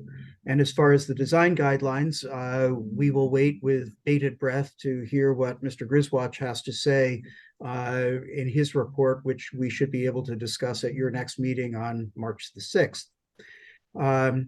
The third set of standards there were a few conditions of approval that you imposed in the master plan approval that was done by special permit. And so I just want to briefly touch on what those were, in addition to recording the relevant documents under the master plan, which did occur. Condition number 5 was that we file any consolidation map that is required for phase 1 and that has been done. We combined several properties, about 5 of them actually, into a single parcel, which is now known as 77 Glover Avenue. And so what you see before you is just that property, 77 Glover Avenue. Condition number 10 was that the final design and layout of the town square be included in the plans for phase 1. And again, we have done that, and hopefully to everyone's satisfaction. Condition 11 is that the town square will be a minimum of 10,000 square feet. And I think we said a while ago this evening that in fact it is more than that. It is the pavement area, the paver area is about 13,000 and the total area is about 18,000. Condition number 12 is that the town square shall include tree cover as well as shaded seating areas and be built with pavers or other semi-pervious materials. Again, we've done that. We have that colonnade area. We have or not only street trees, but trees within the town square area. And in fact, we are using pavers for the surface of that area. Condition number 13 and condition number 14 are the ones that deal with that walkway up through to Oakwood Avenue, which we talked about with respect to TMP. We've done what we can, but there is nothing further that we can do at this point. And we have fulfilled that obligation as a result. And condition number 26 is the one with respect to the sidewalk on Grist Mill. And again, we have taken it as far as we can at this point. And again, if it's approved, and we hope that it will be, that then we can complete the improvements within 2 years as required by your regulation and approval, condition of approval. So that concludes my presentation for this evening. I understand that in addition to the public comment, that the hearing is being held open for, among other things, the AKRF comments, if any, to the traffic improvements analysis that we've made and submitted. We're waiting also on further comments and resolution from TMP, and we're waiting on the design consultants review. So those 3 categories remain open, and obviously we reserve the right to respond as appropriate. And with that, Mr. Chairman, I would thank you for your time, and we'll let you run the rest with the public. Are there any questions of Attorney Waters before we open this up to the public? All right, hearing none. Steve, would you explain to anyone who may be online how they can access the meeting? Sure, and if anybody from the public wanted to speak, you can just approach the podium. Anyone from the public that's attending virtually, just use the raise your hand function, which is at the bottom of the screen, and then we will unmute you and allow you to talk. Okay, audience members, is there someone who wishes to speak? Please just give us your name and address. Good evening. My name is Brett Carey. I live at 3 Oakwood Avenue. I have a question regarding the traffic impact study that was done. That was done based on that one initial building. My question is, and my understanding is that it's not very it's not going to increase traffic by more than 1 car per queue or whatever that might be. What is the impact going to be when all of the buildings are done? Have you gone down the route of doing that study? Because right now, traffic coming down, especially with that extra garage entrance coming down Oakwood, it's going to create, I believe it will create significant traffic. So just wondering what the traffic impact will be with all of the buildings. Your conversation, your question really isn't to us. And Yeah. we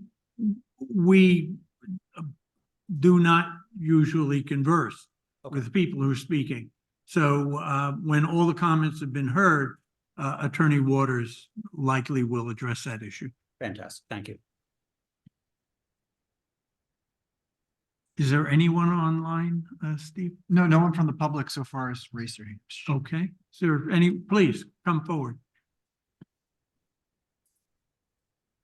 Just take your time.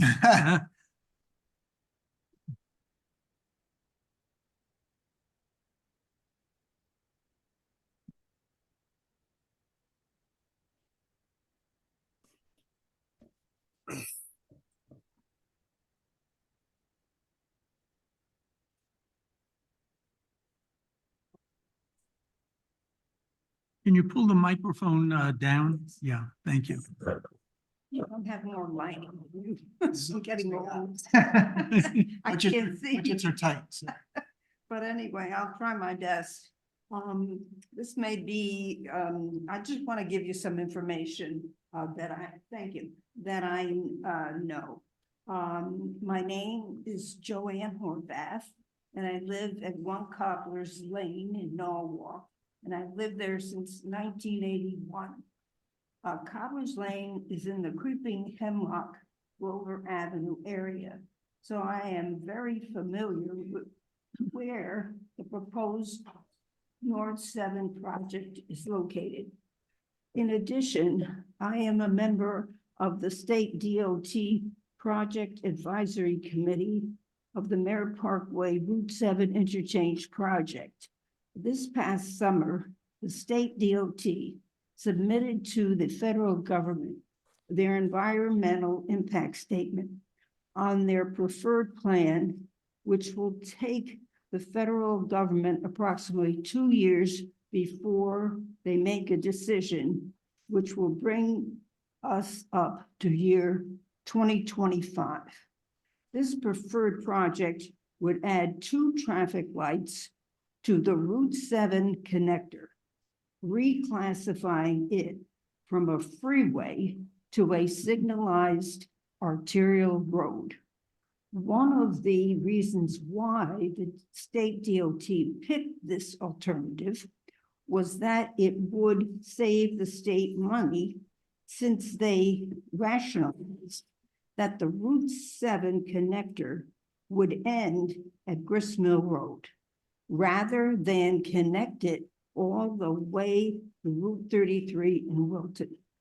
If this alternative is approved by the federal government, then a public hearing will be held. And if that does not have any adverse effect on the project, then this interchange is approved. It will take approximately 2 to 3 years to construct it. That would bring us up to year 2028. Also, another traffic light would be added on Main Avenue, State Route 719, between the intersection of Glover Avenue and Creeping Hemlock Drive and the Stop and Shop Plaza. So if BLT plans to build a 12-story, 266 apartment complex at the south end of Glover Avenue, this is going to add more congestion to this already overburdened traffic area. And this is not counting for the additional projects that are going up in the area, such as a new apartment project at the southern part of I-Park and the town of Wilton's new hotel project on the southern part of the I-Park. In addition, there is a big apartment project which is currently under construction in Wilton on Danbury Road, and other developments in the pipeline that will add to the traffic gridlock in this area. I hope the P&Z Commission takes my comments into consideration. Thank you. Thank you. Do you want this? Yeah, that's helpful. Thank you. Okay, thanks so much. Is there anyone else who wishes to speak?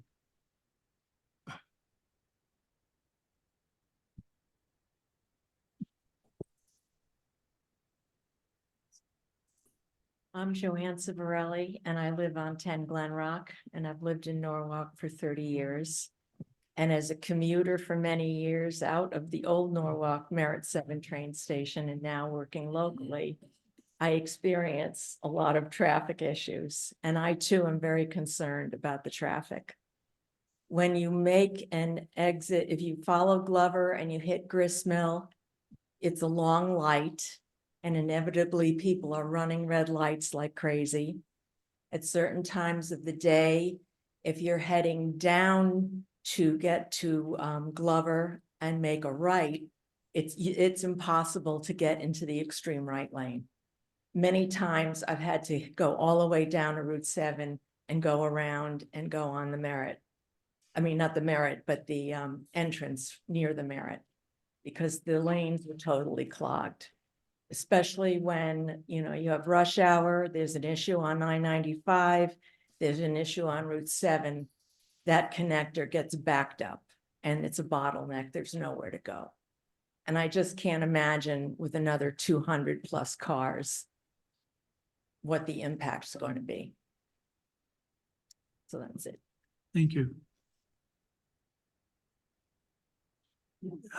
There's no one else in the room, and there's no Nobody one. with a hand raised, Mr. Chairman. All right, then we will close the public comment period, and we'll turn it back to Attorney Waters. Thank you, Mr. Chairman. Actually, it's interesting that the first two commenters actually sort of dovetailed with each other.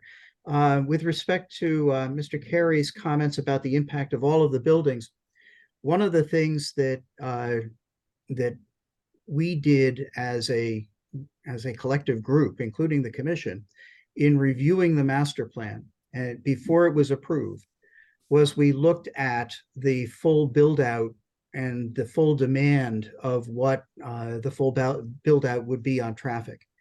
As a result of that, we agreed that there were essentially 3 phases to the master plan development. The first phase was the buildings that we're talking about right now, plus building 2.1, which is the building immediately to the north of what we're talking about that goes up through the dog park. And it was agreed that that phase, subject to, of course, to, again, maintaining stable traffic flow and to whatever OSTA would require, that phase could proceed without significant offsite improvements. However, the second phase, which is basically the next 2 of the 4 buildings, remaining buildings going north, where basically around where 129 Glover is right now, the bend in the road, that in order to proceed would require the offsite improvements that DOT is proposing for the Main Avenue, Merritt Parkway, Route 7 interchanges, and that in order to move forward, that those improvements would need to be moving forward as well. The second commentator, and I'm actually on the same group that she is, that the local group that works with the state DOT on this project. And she's absolutely correct that it is contemplated that construction will be 2028 of those improvements. That's their current timeline. And that indicates that, therefore, until then, the phase 2 would not be able to proceed unless, obviously, we could convince people to do otherwise. And the third phase, which is the last 2 buildings at the far north, are the condition of approval of the master plan was that in order for those to move forward, improvements need to be made not only to the intersection of Grist Mill and the Route 7 Expressway and Glover Avenue to basically make it into a 4-way intersection, but also further improvements would need to be made down on Main Avenue to allow for better traffic flow moving northward on Route 7 through Main Avenue and up to Danbury Road in Wilton. So short answer is that when you say, what's the impact of all the buildings, there is already an analysis of what that impact would be. That will be further refined as we move forward with each of the buildings. And there's already some measures in place to say you can go only so far unless other improvements are made. But in addition to that, each of the buildings that still remains beyond this first building that we are proposing tonight, each of them will still need to address the site plan review standard of stable traffic flow. So whether it is 6 months from now or whether it's 6 years from now, If we come in with the next building application, we will still need to perform the same analysis that Mr. Vertucci just did for that building. And it will have to demonstrate that we maintain stable traffic flow, or else that building cannot be approved. So the short answer, again, to have we looked at the impact of all buildings? Yes, we have. And there's a governor on any further development as long that we would again have to demonstrate that stable traffic flow is maintained at all times in order to do that. Mark, if you could perhaps just address, there were a couple of questions that had been raised about whether we took into account the residential and hotel components at iPark and some other developments that were further north on Danbury Road in Wilton. And if you could just address whether those were considered, and if so, why, or if not, why not?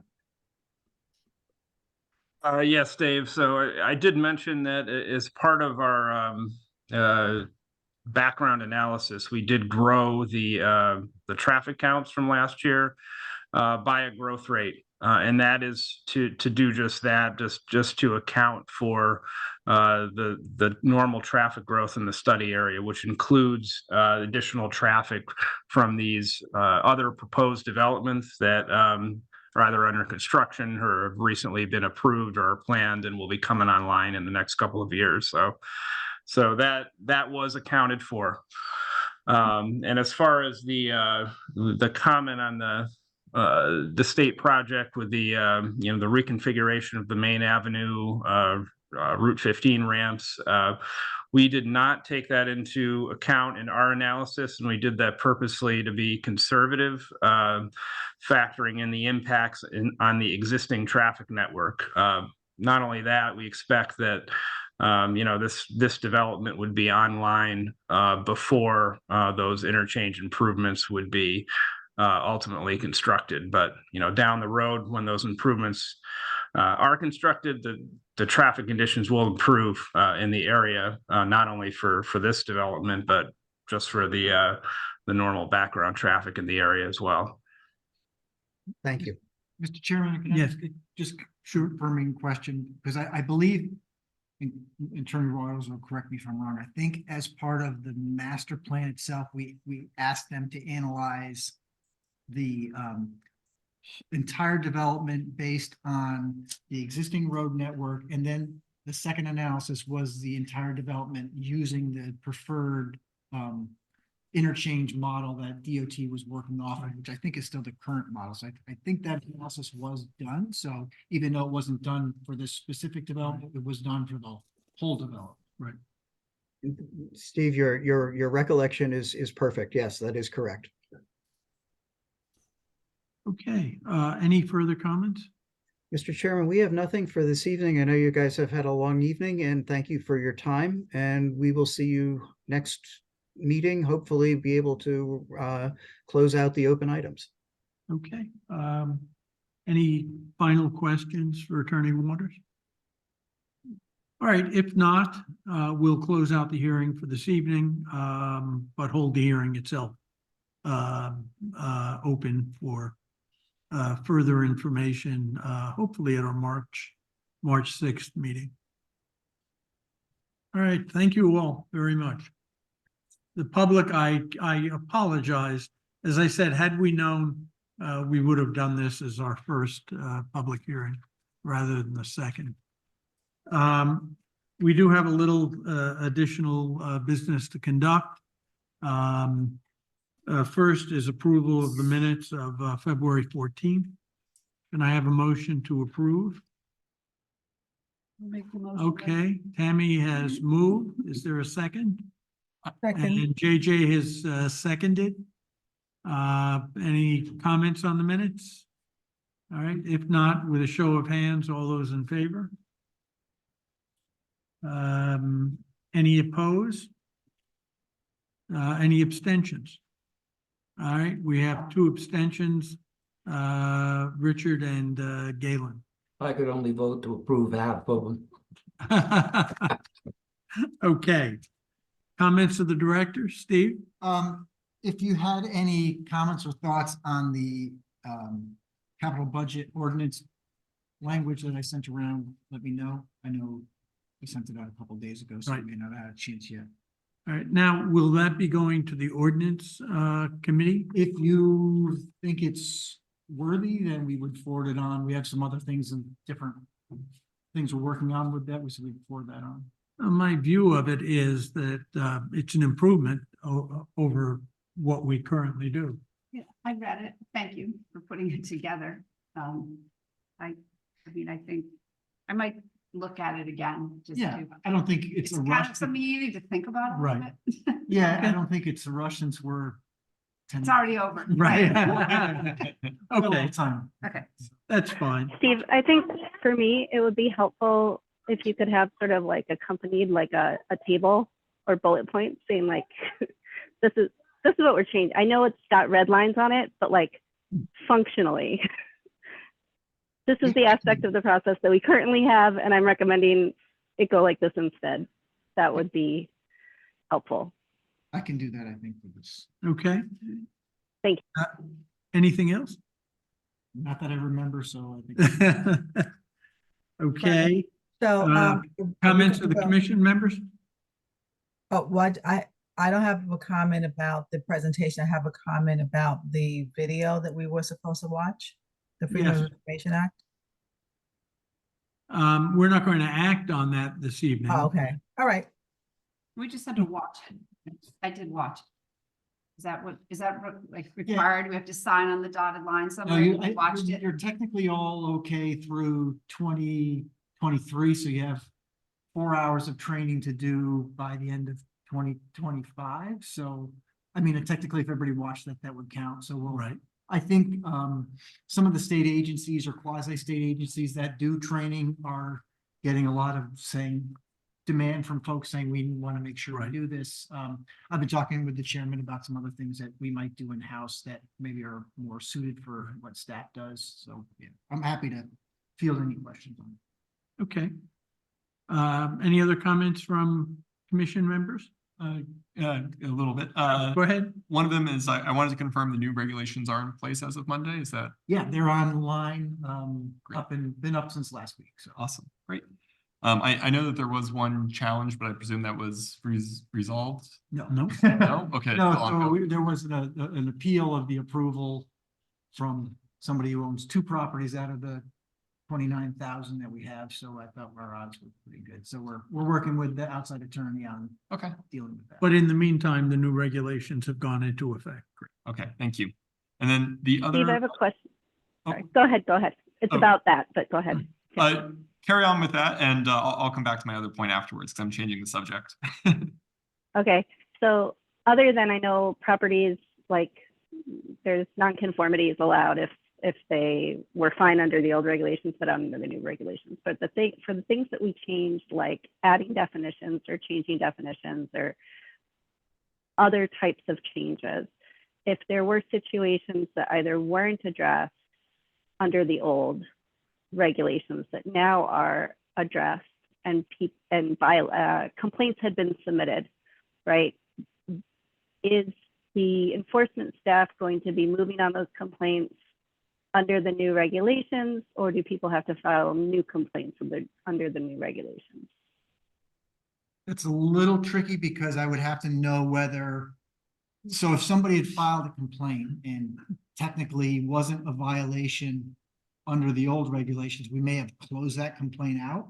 So if it was closed out, I would say they would have to file a new one because, for us, But if it's still open, if it was if it's still open, we wouldn't. Yeah, I mean, technically, I would hope that if it was still open, that it was it was a violation of the old regulations as well as the new at that point. It wouldn't make sense to me. What's hard is that people don't get any confirmation of like your complaint has been closed or your complaint is still open, so people don't necessarily know. But I get a lot of questions about these long-standing issues, and I know there were some changes done, and people don't want to overburden zoning with repeated complaints on the same issue that zoning is well aware of. At the same time, if what's needed is that there's a new complaint once the new regulations go into effect, we want to make sure they do that. Yeah, I mean, there's a lot of things still up in the air, and I think once we have, permit software that's both internal and public facing, it'll be easier to at least know what's happening with an individual complaint, because it'll be a record and Sure. updates and those things, but that's not something that's gonna happen right away. So what I'm hearing is they should do a new complaint. I'm sorry, I didn't quite catch that. Sounds like you're saying people need to do a new complaint. You're not, Yeah, you have no way to tell people if something is still open. You're not committing that you're going to review the open things to see which ones now are issues under the new ones. So people should just put in new complaints. That's Yeah, they sort of could what put I'm hearing. either put in a new complaint or just email saying, hey, what is the status of this? And if we say it was closed, then, you know. That new complaint. Okay. Thank you so much. Chip and Beck.